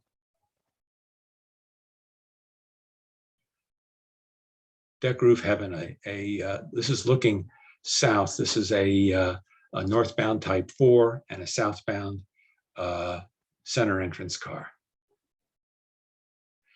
And then this was the loop to which it was eventually cut back before the line was withdrawn, I believe in 1962, at Lenox and Tremont Street, with type 4s that would run sort of a shuttle service to North Station from there. This portal was a 4-track portal. We're seeing a car coming out of this Tremont Street portal and making a turn east to head towards City Point in South Boston. There we see a center entrance car on the other part of the portal coming off of Tremont Street and the line from Eggleston to enter the subway. The first stop would be at Boylston Street, several blocks up. And he's just come out on his way to Eggleston, come out of that portal. This portal has been closed for almost 60 years. There we see a type 4 at the Arbor Way. I don't know much about this car. It's in Chelsea. You can see that the wires were up for trackless operation already by the time that this picture was taken. It's a piece of work equipment. This is at Stoneham. The car in the front would have been the regular car that ran from Stoneham to Elm Street and then on to Sullivan Square along the Fells Way, a real fan favorite line. The one behind with the sign to Ashmont is almost certainly a fan trip because type 4s pretty much would never run up this far. And this is at Oak Square, a cutback on the Watertown line with one of the then rather new PCCs in the background, and a car on an outside lift. Imagine that. And this is going through Dorchester car on Bowden Street. I think this was just a shuttle track down there on Bowden Street, because you can see the track here isn't through. And a sign for James Michael Curley, either running for governor or mayor, and the whole lineup of 3-decker houses. I don't know much about this car. This is at Grove Hall. This may have been very similar to that piece of work equipment that I showed a few minutes ago. And this is at the Charles River Loop on the line that ran from there to the Arbor Way. This early on also had some PCC operation on it. And this is at City Point in South Boston with a type 4 and then two type 5s behind it. Fascinating deck roof cars they had. And then this was at Eggleston. I'm sorry, this is at Mattapan, leaving Mattapan for Eggleston. And as I said, these ran until 1949 when there was a derailment inside the Eggleston terminal. And there we see one of the former Eastern Mass cars in front of one of the newer Eastern Mass cars. I believe this is at the Quincy Shipyard Loop. Here we see a Stoneham-bound Eastern Mass car and a Boston Elevated Type 5 at Elm Street. The Eastern Mass car would continue on to Stoneham. The Boston L cars turned back here to go back to Sullivan Square along the Fellsway. And there's still deck roof operation, Boston deck roof operation in my basement. Here's my center entrance car. This was one of the Laconia cars in Quincy Square. And another Eastern Mass car in Lawrence. One in Salem. And this car, I don't know much about it. The picture says it is in Peabody, but that's all that's known about it. Chicago. The lines in Chicago, I was talking to John Nicholson last week, and we agreed the lines in Chicago weren't long. They were long. And they were also very straight, flat, mostly double track. So there wasn't a whole lot of variety of operation there, but what they lacked in variety of they sure made up for with cars, with so many deck roof cars. These were built in-house by Chicago Union Traction between 1899 and 1900, and there were still about 75, 76 of them in operation in the Chicago Surface Lines era. The Matchbox cars were built a lot for some of the lighter lines. They were one-man cars, as is shown by the horizontal silver stripe around the headlight. 323 of these built by St. Louis over 3 years. People know that in the middle of the night, they can call me for a family emergency, a patient emergency, or if someone ever comes out with an HO scale model of one of these. Great looking cars.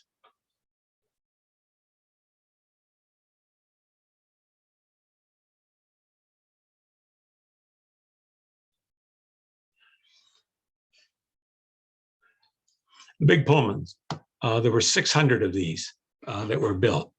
So tonight's softball underhand pitch question, who built the big Pullmans? Built between 1908 and 1909. That's a little, if you can answer that, the next question will be, who distilled Jim Beam whiskey?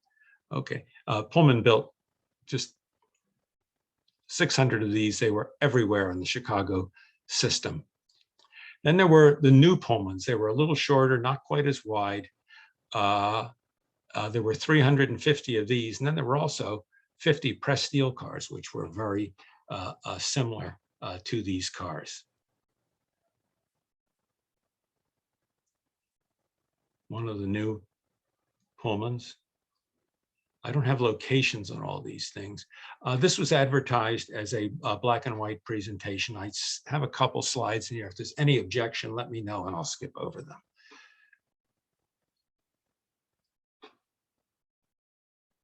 Yeah, the lines were straight and flat, but there was some interesting operation here and there. Just getting around a huge city, you're bound to see things coming out from under the L someplace.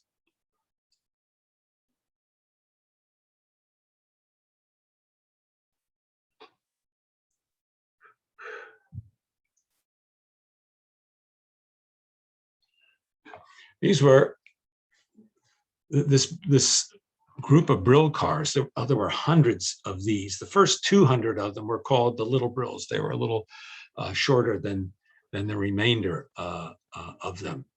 There were maybe 400, 600 of them. They were for Chicago City Railways is how they were built, which mainly served the south side of Chicago. Chicago Railways was the north side and west side. They were all consolidated into Chicago Surface Lines, but Chicago Surface Lines was mainly an operating company. They had these very characteristic arch windows with double windows, except in the center where there was a triple window.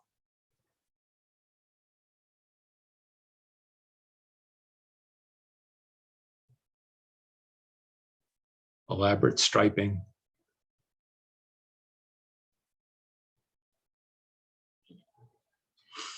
These cars were built by St. Louis for Chicago City Railways in 1901. I think I had this all in my head and I should have put it on paper. There were about more than 200 of these cars with a very distinctive narrow center window. Built by St. Louis in 1903.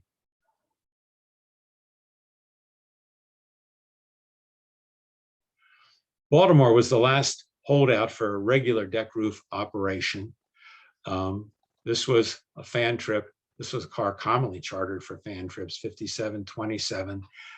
It was one of the, there were 140 of these cars, 13 window cars, and then you can see a PCC on Route 26 turning into the loop at Sparrows Point. The Baltimore system was huge, and I'm not going to spend a lot of time on this, but I just want to point out something. Let's just take Route 34 as an example that went from here to here to here.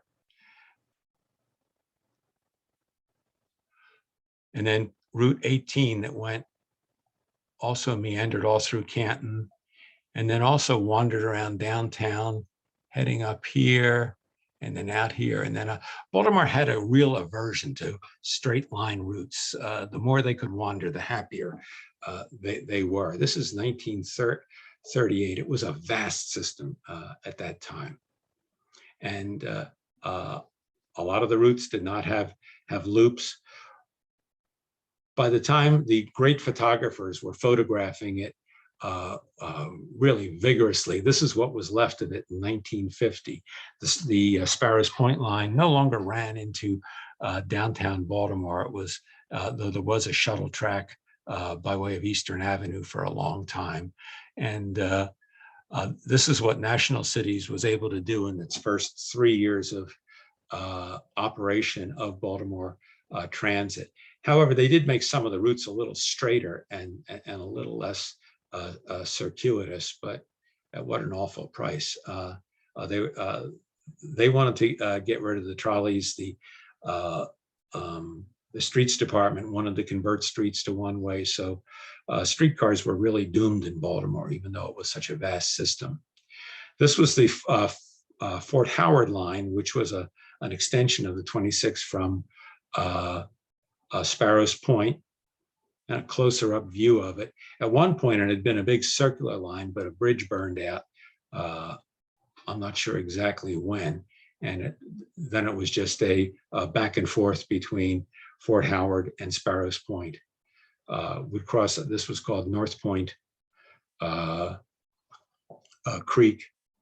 There were a couple of these trestles on the line. This car is in the pre-National Cities, one-man yellow, orange, and white paint scheme.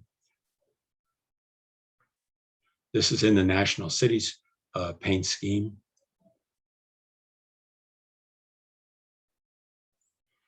Again, one of the one-man cars, 11 windows. These were built, there were 100 of these. They were built in 1917 by Brill. There were more than 800 deck roof cars in Baltimore. This actually may have been the only car running on the line at this time.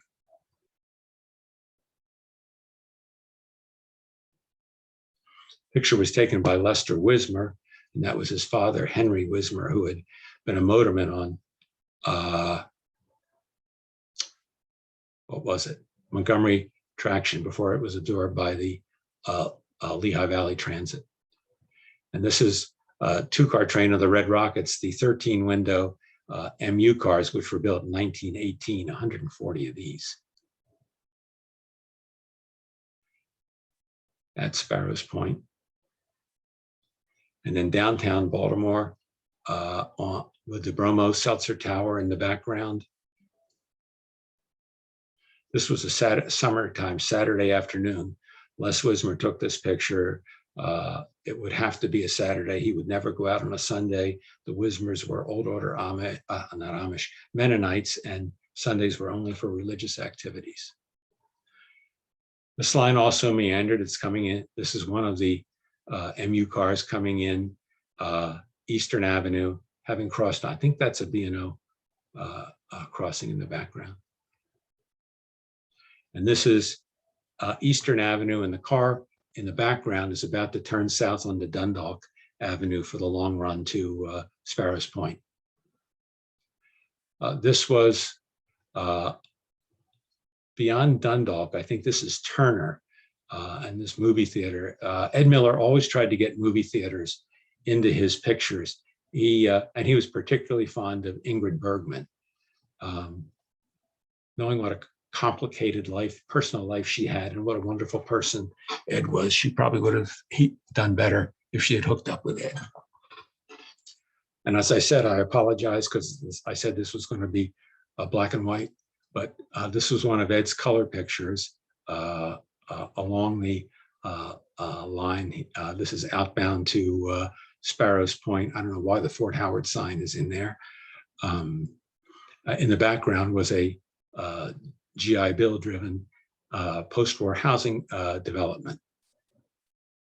And this is coming through, actually going from Dundalk into the city of Baltimore on Dundalk Avenue. A Sparrows Point bound car in a National Cities paint scheme. And one of the Red Rocket paint schemes with that same movie theater in the background.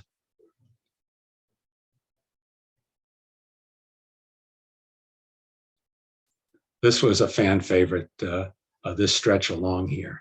The service was very frequent. There was some significant variety in what was running, though later on it was just PCCs. Two-car trains were very common, particularly carrying steel workers to and from the Bethlehem Steel Mill at Sparrows Point. And you can see in the far background another car coming up. Crossing Bear Creek, and you see the big steel mill in the background. And one of the Red Rockets and a PCC passing on the Bear Creek trestle. And this is on D Street in Sparrows Point, almost at the end of the line. Two-car train making its way through East Baltimore. You'll see different street names in all of these because these lines really wandered around. Turning from East Lombard onto Conkling Street in East Baltimore, and you can see the classic white marble steps, so typical of Baltimore row houses. Making its way through downtown on West Lombard Street at Howard.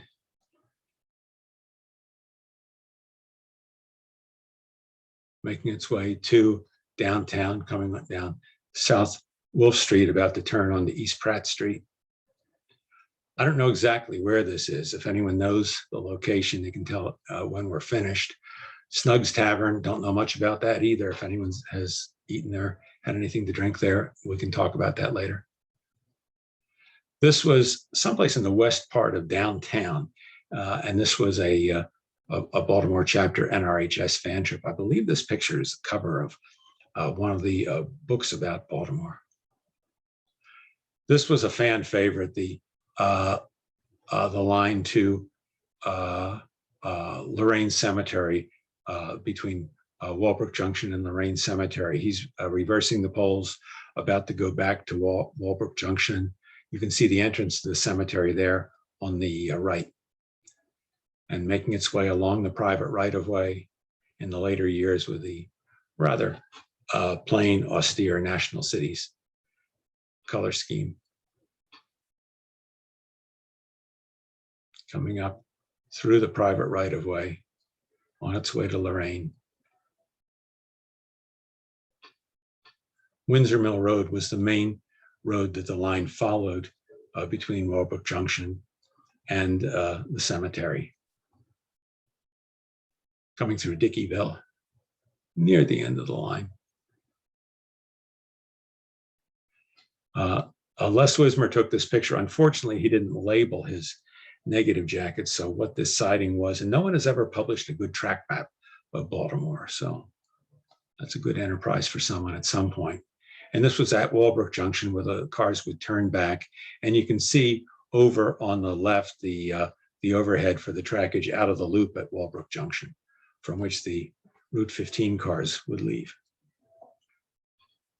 Okay, if you ever have a quiz or if you're a contestant on Jeopardy and the answer is what is car 5583, it's the Cheswold shuttle between Cheswold and Arlington Junction. It was a short one-car line, went through a very rural area, sort of paralleled Green Spring Avenue, and ended up here at Arlington Junction. The tracks off to the left would go on to Pimlico. This line ran rather late. The reason being, if I go back one picture there, Green Spring Avenue was actually a dirt road, and it was impossible to run buses there. So they had to keep the line running until the road could be paved. Then there were a lot of these lines that sort of wandered their way through the Canton area of Baltimore. Route 34 I had showed you is a very meandering line, two one-man cars. You're turning from South Street onto East Lombard on Route 18, and with a Brill bus in the background and the Bromo Tower. This is an Ellicott City bound car turning onto West Saratoga Street. You can see a PCC in the background. This is, I believe, coming off of Pecos Street. And further out, it went a lot of the way along Edmondson Avenue.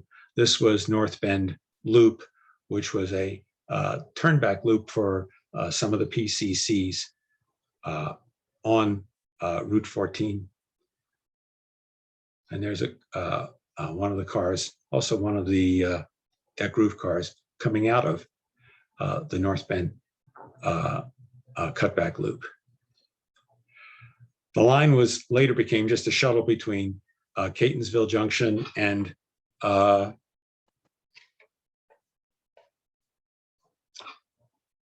Ellicott City, but you can see the car going as far, the PCC that would go as far as Rolling Road just behind him. There's an inbound car from Rolling Road and the outbound car from Catonsville Junction to Ellicott City. And this is where they turn back at this switch.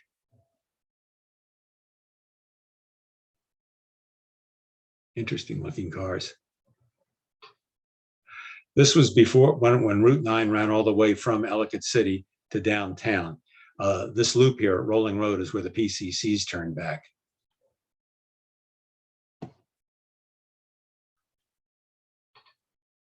And there's someone waiting there, a woman waiting, I guess, for a PCC to make the loop and take her downtown. Ed would take these pictures on Wednesday and Thursday were his days off. He was a motorman for 4 years with Capital Transit, and he would try and do one day in Baltimore and one day chasing in Washington. This is crossing that Gauntlet Track Bridge at Ellicott City. Not a super sharp picture, but interesting nonetheless. And also on that bridge,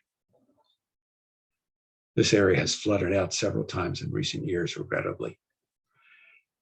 The long hill on Main Street, after having left the stub end terminal at Ellicott City, making its way through one of the cuts on its way to Ellicott City.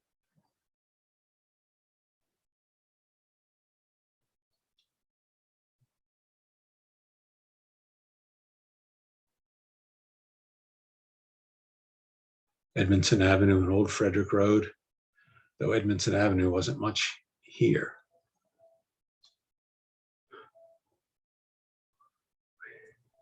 Richard, we did have a couple of questions in the chat about approximately how much longer the presentation will be. If you want me to stop, I will. No, no. I can't give you a definite. I'm not real good at that. Okay. A while, Okay. maybe a half hour or so. Okay. Wonderful. Thank you. Is that okay? Yeah. That's great. Okay. And this is passing under the B&O at Ellicott City. We used this picture in our East Penn calendar several years ago. And taken from on top of that. And there's the terminal at Catonsville Junction. This is a fan trip picture in front of the Armory. It's kind of significant because right behind where the photographer's standing is where the Central Light Rail line passes by now on Howard Street. A lot going on in this picture. A car on its way to Pennsylvania Avenue, having come from Canton, wound its way through downtown and through Canton. You see the Bromo Tower. You see a crew of Baltimore Transit overhead people, and you see two nuns crossing the street. This is along Pennsylvania Avenue at Dolphin Street. And this is Conkling Street and Hudson Street in Canton on the Route 34. And what could be more appropriate than a Hudson automobile on Hudson Street? This was the end of Route 34 at Highland and Toon Street. Wasn't the best paving job there. The line ended up here near an old car house at Pennsylvania and Cumberland, and the other side of it was North Avenue, one-man car. And a car from Ellicott City, one of the older deck roof cars, which were pretty much gone after the post-war years. Turning from Pennsylvania Avenue onto Cumberland, making its way through Canton on Route 18. On Elliott Street, having turned off of Clinton Street, South Clinton Street at Toon Street. And this, I believe, was a fan trip. I think this was just shuttle trackage here on South Pecos Street by this time. Looking up Cumberland towards North Avenue.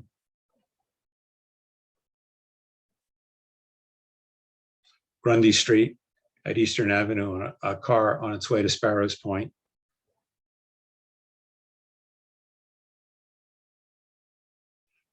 No location given here, but this was also on the Sparrows Point line on its way downtown to Wolf and Elysiana.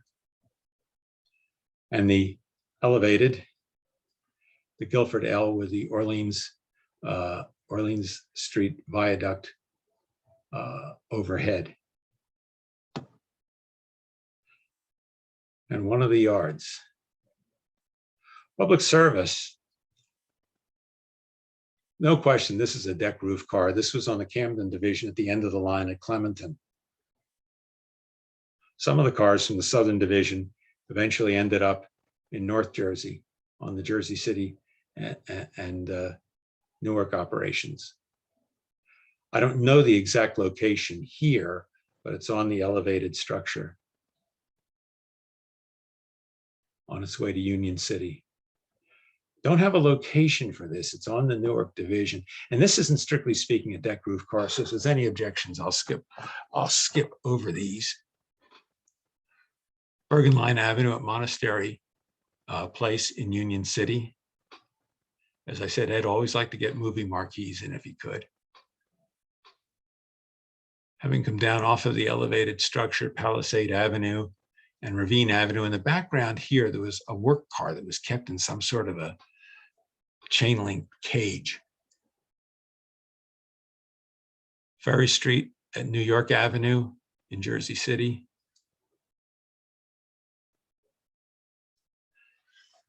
The south end of the Jackson line, which also ran over the elevated to Hoboken, and one of the all-service vehicles on the right. I'm sorry, on the left. I said I'm left, right, disoriented. Bergen Avenue and Montgomery Street in Jersey City. And as I said, these are not deck roof cars. So Wycliffe Avenue at Warren Street. Monticello Avenue at Communipaw Avenue on the Jackson line in Jersey City, again with a movie marquee. And the elevated structure looking east towards Manhattan. And not a very nice day, but you can see the outline of the Manhattan skyline in the background. I think that may be the Lackawanna terminal there. This was taken by Les Wismer on the last day of operation in Jersey City. He and his father and brother went over there.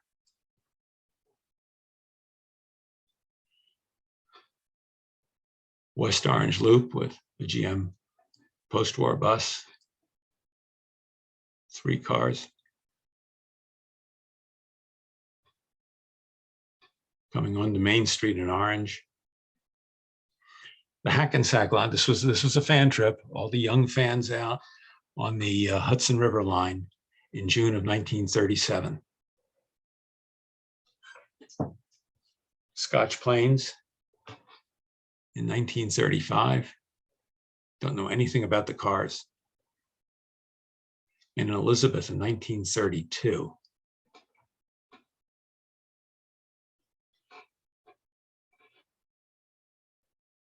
Turning into the city subway, I guess in the line from Orange. And the Bloomfield Avenue junction with the Bloomfield Avenue line and the 7 subway. And where the loop would eventually be built at Franklin Avenue. Just a little bit of Pittsburgh. Pittsburgh was a vast system, and it was almost 100% deck roof except for the interurban lines until the PCCs arrived. Black Diamond Junction on the Denora line, double-ended deck roof car. I believe St. Louis built pretty much all of these cars. And along what's now the Overbrook line at Smith Station, inbound. And this is at Dormont, and this is near where the subway portal is now that goes under Washington Road.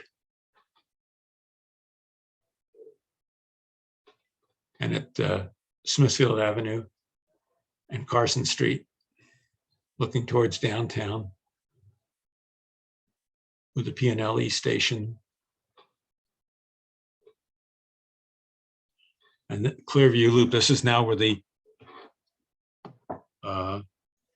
Mount Lebanon subway ends at the west end, where the PCC is coming up now.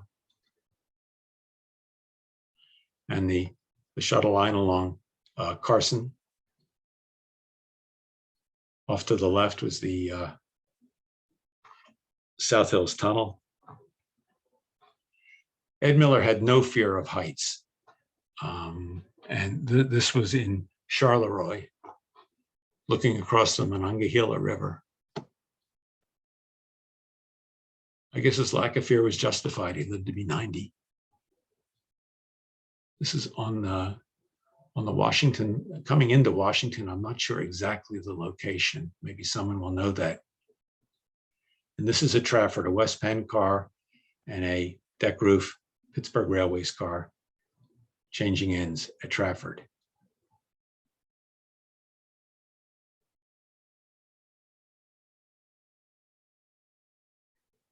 And at one of the car houses. And I believe this is Grant Avenue. Conestoga Traction had several of these open cars, but they were abruptly withdrawn from service in the 1930s after someone fell out into oncoming traffic. You can see one of their ubiquitous Bernie cars in the background. This car was built by Wasson in 1909 and is on New Holland Avenue at Franklin Street. This was the line that ran, I guess it ran This was a remnant, I believe, of the Ephrata line. And this is on the way to Rocky Springs Park, 2-deck roof cars in the 1930s. And on South Queen Street, one of the Cincinnati-built railroad roof cars that were built largely for the service to Columbia and Coatesville, and a deck roof car on the South Queen line. This was a cutback of the line to Quarryville. This is near where the 30 bypass crosses over Lititz Pike. Totally different through here now, much more built up. Keller Avenue turnout in 1932. Yeah, these weren't super sharp, but they were box camera pictures by teenage kids. A little bit of Connecticut company. There were deck roof cars running in New Haven through the early 1940s. State Street at James Street. No location on this. West Haven Yard in 1946, near the end of operations. All the Branford members will know where they are there with the open car. And I believe this is now at the museum, this location. And this is the road into the museum on Main Street in Branford. And Savin Rock, which I believe was a large amusement park in West Haven with an open car in the summer. Capital Transit. They had about 550 deck roof cars, but there was only one order of more than 100. They bought them in dribs and drabs, and they kept buying them like from Coleman up until 1924. Ed said all he wanted to do was take a picture of the Capitol, and this car pulled in front of him. This was the car that was kept for charter, 766. I believe it was later destroyed in the fire. The Washington system looks like it, for a city of its size, it really wasn't that extensive, but it's deceiving. First of all, Washington was a very well-planned city. The streets were wide. It was perfect for streetcar operation. There weren't lines on every street, but the lines that were there were very heavy carriers, and there was a lot of overlap of the lines. It was a well-run operation. It was the first city in the United States to be 100% PCC operation, and it was very efficient, moved a lot of people. These were the historic cars that were dragged out for fan trips up until the end of operation in 1962, Indiana Avenue and 3rd Street Northwest. Connecticut Avenue. These are all cars 766 on 14th Street on the way to the Bureau of Engraving.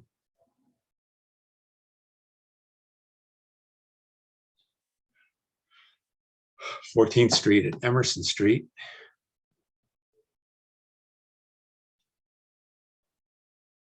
On G Street, which is a very heavy line crossing 5th Street. And then on C Street, where Louisiana and New Jersey Avenue all came together. Looking towards the Capitol from 6th Street Northwest and Massachusetts Avenue at North Capitol Street, right near Union Station. 14th and G Street. Both 14th and G Street were heavy trolley operations. On 9th Street, crossing F Street.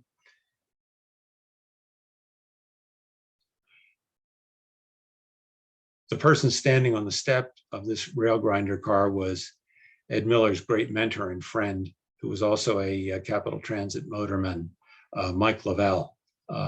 Mike and his family sort of were a second family for Ed, especially during the years he lived in Washington. Mike Lavelle in his own right was an excellent traction photographer. Also on this stretch of private right-of-way along Indiana Avenue, in the DuPont Circle underpass, the south end of it, and in Southeast Washington, along Pennsylvania Avenue,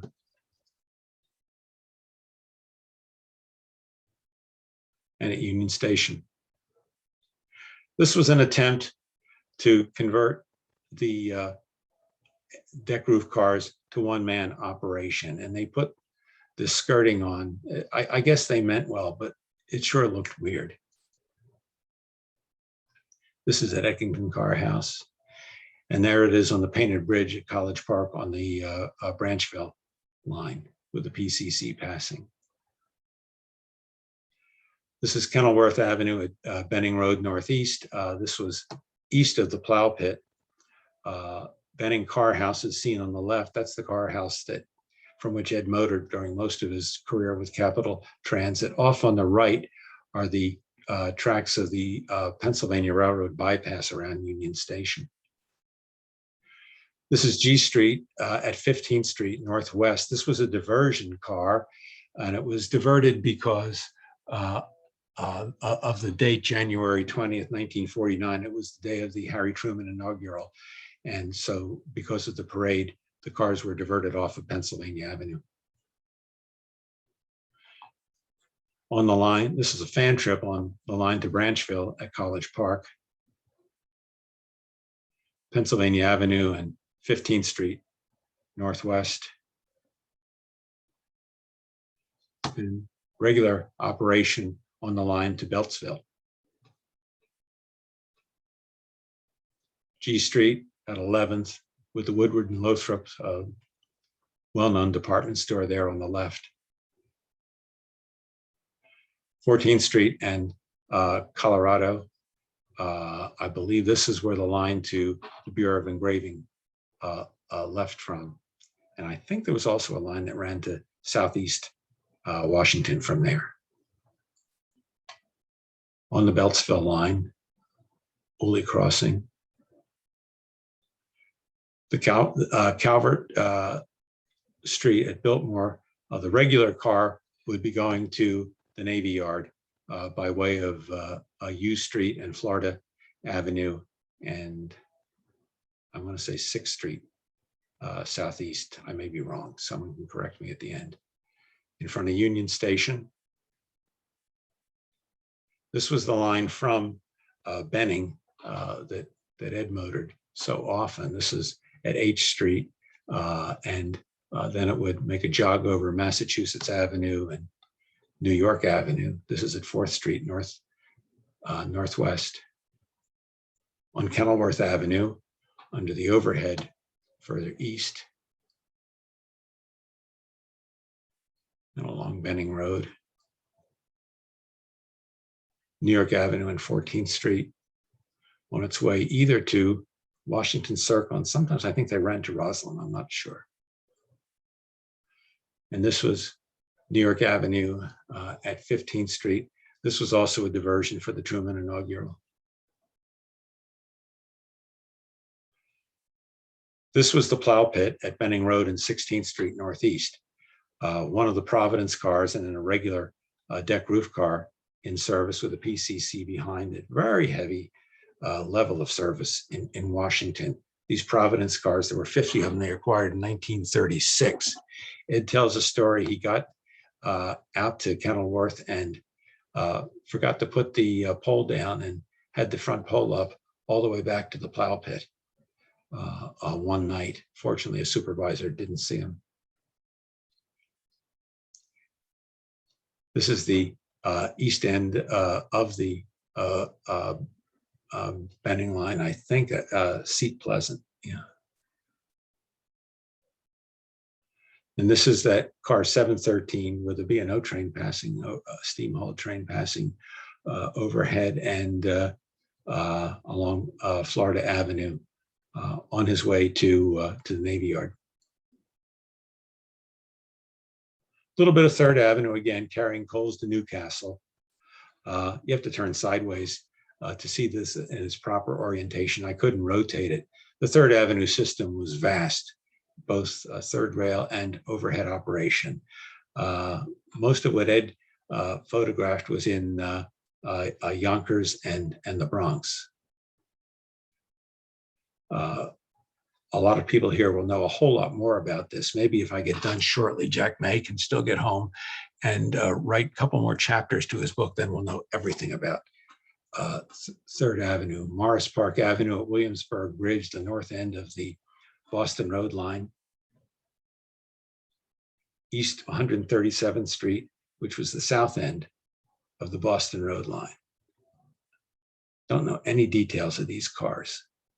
You'll help us out, Jack. Boston Road at 169th Street. Fordham Road at Fordham Plaza, the east end of the Bailey line. Look at how much trolley traffic there was. East Tremont Avenue at DeVoe Avenue on the Boston Road line. West 230th Street at Broadway at the west end of the Bailey Avenue line.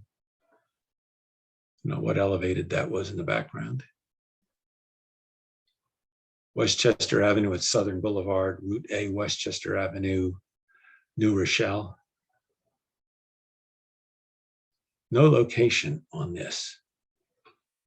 Obviously a summertime shot in a convertible car. St. Anne's Avenue at East 149th Street. Morris Avenue at East 161st Street, Route M Morris. Richard, Randy Glucksman indicated that previous picture was the Broadway Route 1. Thank you, Randy. I'm close to done. West 145th Street near Lenox Avenue on the Broadway 145th line. East 177th at Eastern Boulevard, Route Z, which was the east end of the 180th Street crosstown. Ed labeled his negative jackets very well, including the time of day, always in standard time. I used to rag him a little bit that he needed a digital watch so he would know it down to the 100th of a second. University Avenue at Tremont Avenue, Route Z, 180th Street crosstown.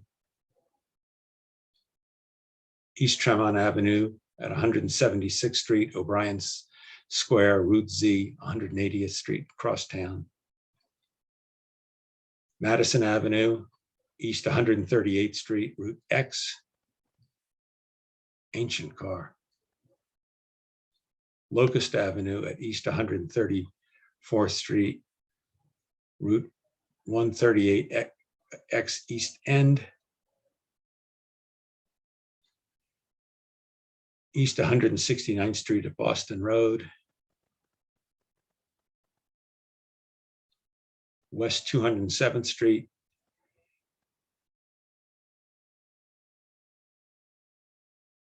West Fordham Road at Jerome Avenue, Route X 207. I don't know whose bus that was. Westchester Avenue. West 207th Street, Broadway, west end of X207. 12th Avenue at St. Clair. I don't know what that overpass is there.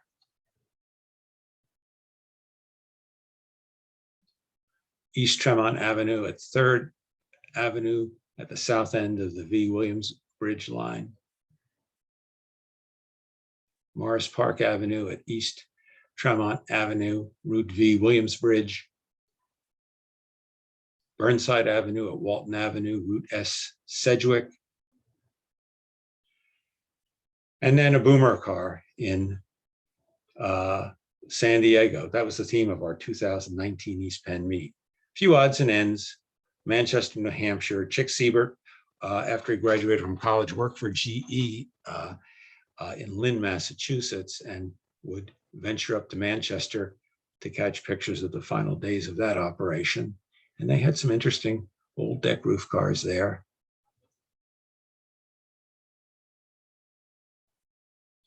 Pine Island Park on the Goffs Falls line. Obviously not much going on in the amusement park in the winter. Car in St. Louis. Portland. Twin Cities. And you can see the Foch Tower in the background in Minneapolis. These were built in-house by Twin Cities Rapid Transit. No location here that I can identify. Denver, narrow gauge trams. Winnipeg.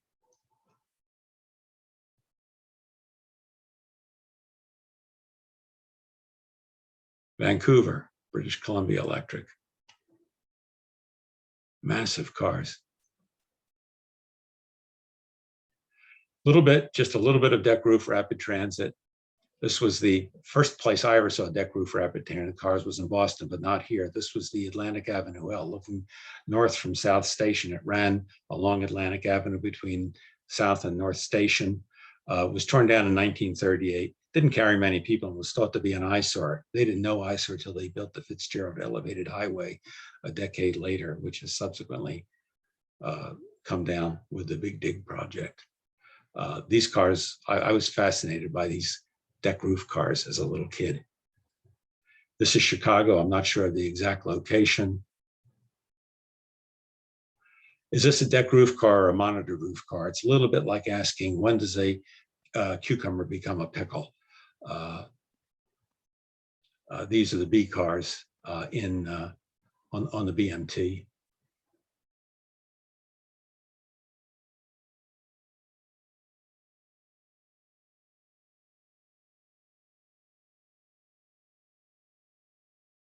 Queensboro Bridge Plaza. They're legitimately deck roof cars. And I guess these are the D cars on the Brighton Franklin line. And these are clearly deck roof cars on Staten Island. I only saw them a few times, but absolutely loved them. They sounded beautiful. They look beautiful. The line is fascinating. It's a real gem.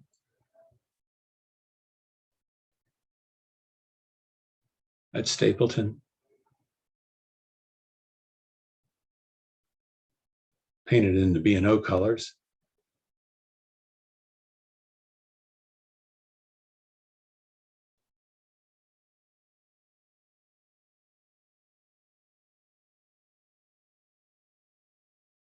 South of Nassau Station. New Dorp in 1963. Interesting Sunoco station there on the left. All these grade crossings. Great Kill Station in 1972. That was actually the first time I visited Staten Island, was 1972. This is not my picture. You knew that you'd get a little bit of LVT if I was doing this show, just a little bit. LVT got 75 of these cars in 1902, 1903. Some of them were broad gauge. I don't know why they bought them, and they sort of divested those pretty quickly. They sold a bunch to some properties around Pennsylvania. 10 of them went to what became Key System. This is shown on local service on the Liberty Bell line between Hatfield and Lansdale. Lansdale's in the back. Hatfield is behind the photographer. This was angle siding. A little bit behind him, there was a physical connection between the Reading Railroad and the Liberty Bell line. This was broad siding south of Lansdale that would at some point duck under the Stony Creek branch of the Reading. It was the longest siding on the Liberty Bell line. It was over a mile in length. This is in Lansdale. The Reading Railroad would be off to the right out of the picture. You can see a Lehigh Valley Transit bus coming around the corner for the remnant of the original service to Chestnut Hill. This was at Center Valley on a short-term operation from Allentown to Center Valley, probably Allentown to to Coopersburg. This is coming down South Mountain on the way. He's about to duck under Route 309. This is coming up South Mountain from Allentown. You can see Allentown in the background.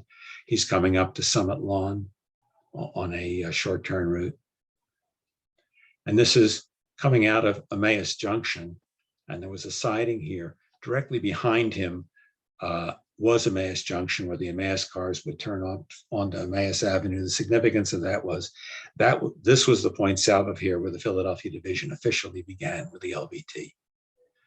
The long trestle between 4th and Priscilla Street and 6th and St. John Street across the East Penn branch of the Reading, 17th and Chew Street in Allentown, the greaser car going northbound through Quakertown on Main Street, car being hauled off, a former open car being hauled off to the scrap yards in Bethlehem at the Bethlehem Steel Company in 1952. And you can still ride deck roof cars. These are deck roof cars in San Francisco, the cable cars. RTY, if you haven't been there to Railways to Yesterday, you have to go. It's in the middle of nowhere, but it's a beautifully maintained and operating museum. They're very hospitable. This was an East Penn outing there several years ago, and we were having a great time. And this was another East Penn outing at the Baltimore Streetcar Museum, where they also operate an open car and deck roof car. Sadly, none of the late semis were preserved there. And here we are at Lowell, another place where you can get a chance to ride deck roof open and closed cars. And in Lisbon,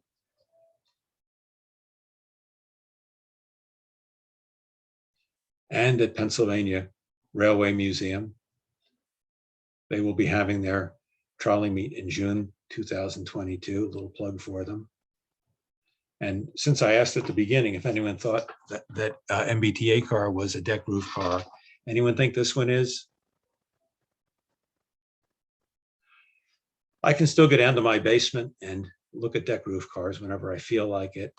This is my model of the Seaver Street Loop in Boston. This is approaching Keystone Junction and 2 of the Baltimore semis.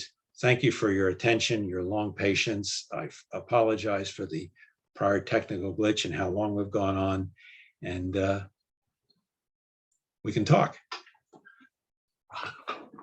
Richard, fantastic. Thank you very much. Really appreciate it. Let me change it so that we can allow folks to unmute themselves. Stand by. Okay, so for everyone in the audience, you should be able to unmute yourself now. And yeah, both Charles and Richard, thank you both very much for, at least I'll start, for fantastic presentations. I enjoyed them both very much and learned a lot. I'm sorry I came in late. We were out for dinner with some friends, spontaneous thing. I look forward to watching the whole program when it gets posted on the website. Thank you. And Charles, we did have at the conclusion of your program, we did have many messages in the chat box with accolades and appreciation for the program. Thank you. Sorry I ran so long. It's okay when it's good stuff. Yeah. It was worth waiting for. Yeah, the Tremont Avenue is in Boston they would say Tremont, but in the Bronx where I grew up, and it was Tremont Avenue. Potato, potato.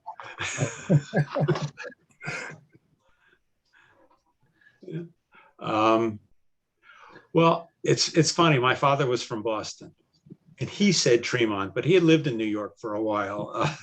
So I think that corrupted him or edified him, depending on your view.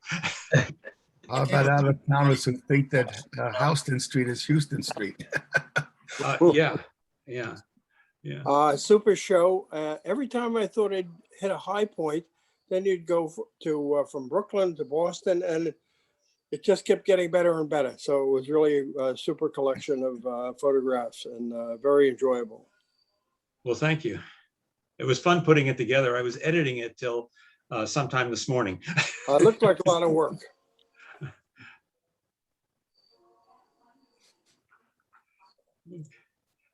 Does anyone, I had to, when I talk that long, I have to have made some mistakes. If anyone can correct me, I will respond like an adult. It was a good show. I look forward to seeing it when it's posted. Well, thank you. As long as you were on the subject of rapid transit cars with the deck roof, do you have any photos of the IRT's deck roof high Vs? Because I don't.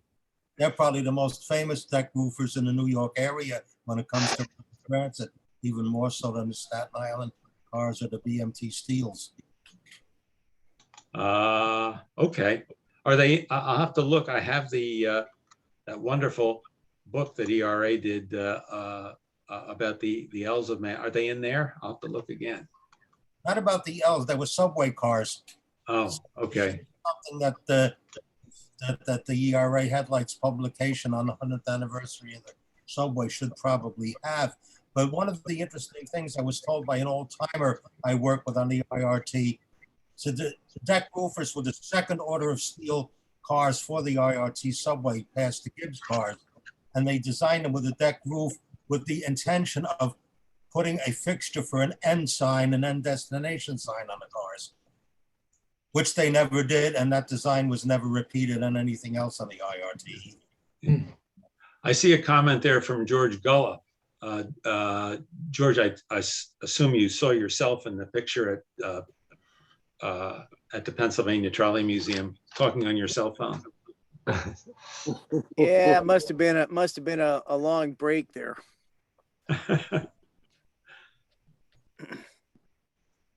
Either that or my wife called.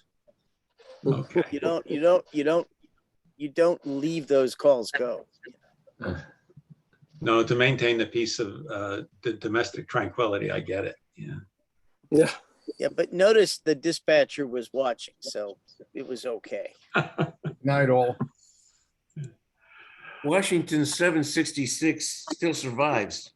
Oh, really? At National Capital, yeah, it didn't Oh, burn. thank you, Alan. Yeah, I was gonna. It was actually away from the museum, being restored when the fire occurred.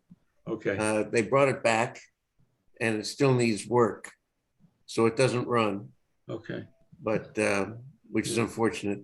But they actually worked on the rail grinder, single truck deck roof. They had a guy come in and do some woodwork on that. So Terrific. maybe sometime in the future. The interior, I don't believe the interior has been restored yet. Okay. There's no place to sit. Yeah.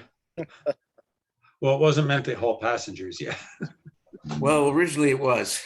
Yeah. Richard, this is Jim Baker out in Los Angeles area.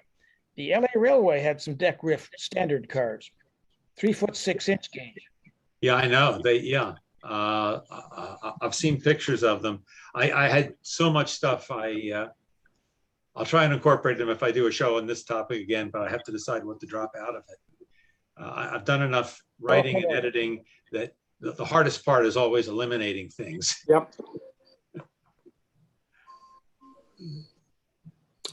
3 hours of just wonderful, wonderful stuff. Thank you so much, Richard.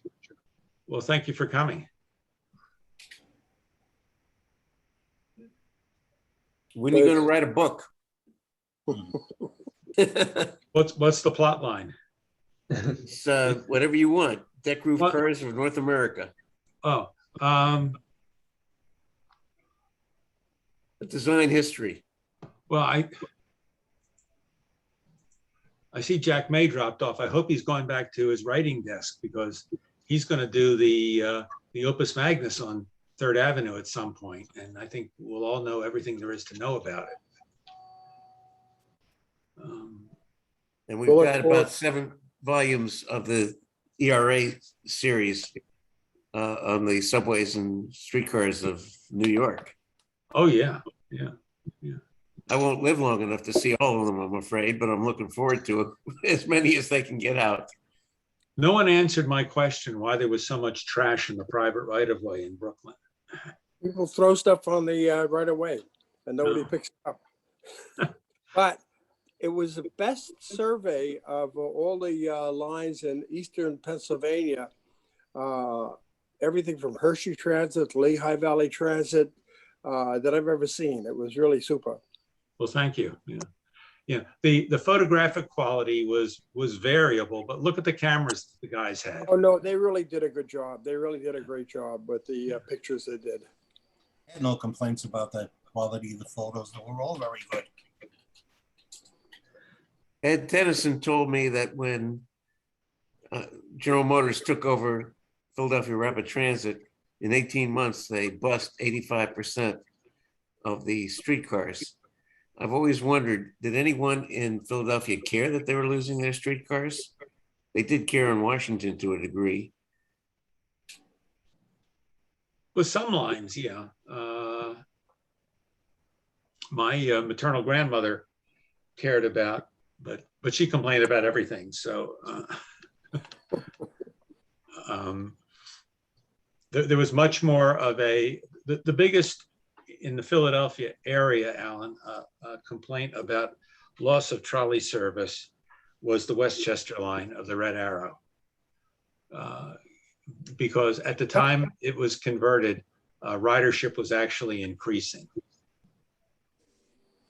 And it was mainly because of highway work and that they didn't want to relocate.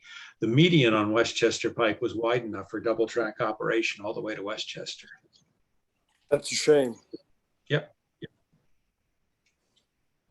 You know, some lines you can fully understand why they were abandoned. The Liberty Bell line, one of my favorites. You know, no one was riding it at the end, so it's understandable. Yeah. Some lines like the Quarryville line, which I didn't have, I had pictures of the cutback of it in Lancaster. The South Queen Street line. The issue wasn't why was it abandoned; it's why was it ever built. But the Westchester line was clearly one where. And the Red Arrow lines really maintained the tradition of a real suburban trolley network to now, up into the 21st century. It would not meet current standards of things because, you know, like it ran in people's driveways. Yeah. But it hauled a lot of people. Oh, yeah. But it still exists. Well, Except a remnant Ardmore. of it, yeah. Media, Yeah. Ardmore. Yeah. Well, not Ardmore. Sharon Media Hill. and Sharon Hill. Yeah, Ardmore never should have been abandoned. Rich, if I'm not mistaken, I know that it wasn't PTC, well, it was, but National City got rid of 42 and the city made a lot of protests over that West Yeah, Philadelphia. 42 was controversial because there had been a plan to route 42 into the subway surface, but they thought there'd be too many lines in there. I heard the city wanted them to keep the 52nd Street line also. Route 70, yeah. That was the heaviest line in the city. Interesting, I didn't know that, yeah. Ed Tennyson told me that National Cities decided they couldn't sell the PCCs at a good price. So they looked at the best track in the system and the number of cars, and they just went down the list of the best track and they scrapped everything else, which is one reason, I guess, that the North Philly lines were not a coherent system, not one area. Well, some of them hung around for a while, Alan. Don't forget 23, Oh, yeah. 47, 50, 56, and 60, and 6 lasted, and 53 lasted a pretty well after the National Cities era. Yeah, that was his point, that National Cities didn't want to lose the value of the PCCs by scrapping them. Yeah. So they just retained the best trackage and went from there. They just went down the list. What's surprising is that after National Cities left, the North Philly lines went one by one, Mhm. and nobody seemed to care. Yeah. Richard, can I ask concerning the number 6? I live currently in Winmore, and I'm originally from New York. I see that number 6 ran from Montgomery, from where the mall is now, until 58, and then it was cut back to Ogons. So Philadelphia didn't want to lose the number 6, obviously, from the Ogon Circle to wherever it went, and it lasted till 86. Any thoughts on why it was so easy to cut it from the Willow Grove Mall, I guess, to Ogon Circle? Do you have an answer, Charlie? Yeah, well, see, I believe the city wanted to keep it because that was the heaviest feeder line to the city-owned Broad Street subway, and Abington Township wanted to keep the line, but Cheltenham Township, it sort of went through the property where they built their high school. So I think Cheltenham Township really wasn't much in favor of keeping it because they wanted to get the right of way for their high school property land. And they were in the middle. So they sort of sided with PTC. But I think the long rural line, I think even Mitten wanted to get rid of like the Willow Grove line. It was a fan favorite. Yeah. Yeah.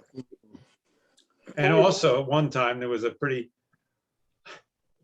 forgive the oxymoron, lively business of traffic to the cemetery, the Hillside Cemetery, which was served by the Route 6 cars.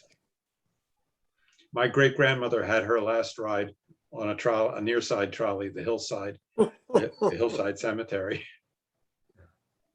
Well, little by little, the light rail revolution, along with the streetcar, the number of streetcar lines around the country, are bringing back a lot of the traditions of the electric railroads and streetcars. So let's hope that keeps going on.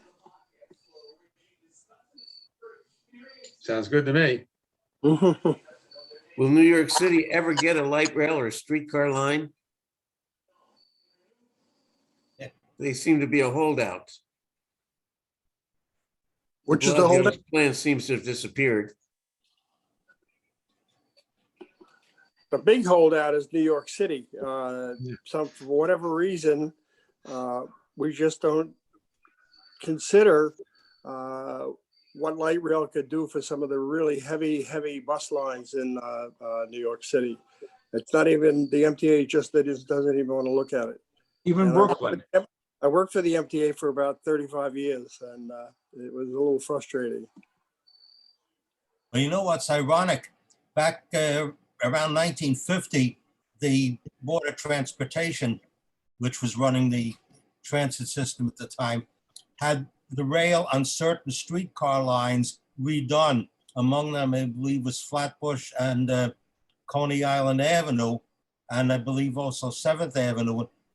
For some reason, they were among the first streetcar lines that they bustituted right after they did that. They spent all that money on new rail, and then they converted those lines to bus ahead of a lot of the others.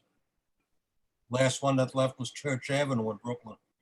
Yep. I think that happened in a lot of places. In Philadelphia's places, they put like new rail on Snyder Avenue and then abandon it. But I think they're even more recently on Germantown Avenue.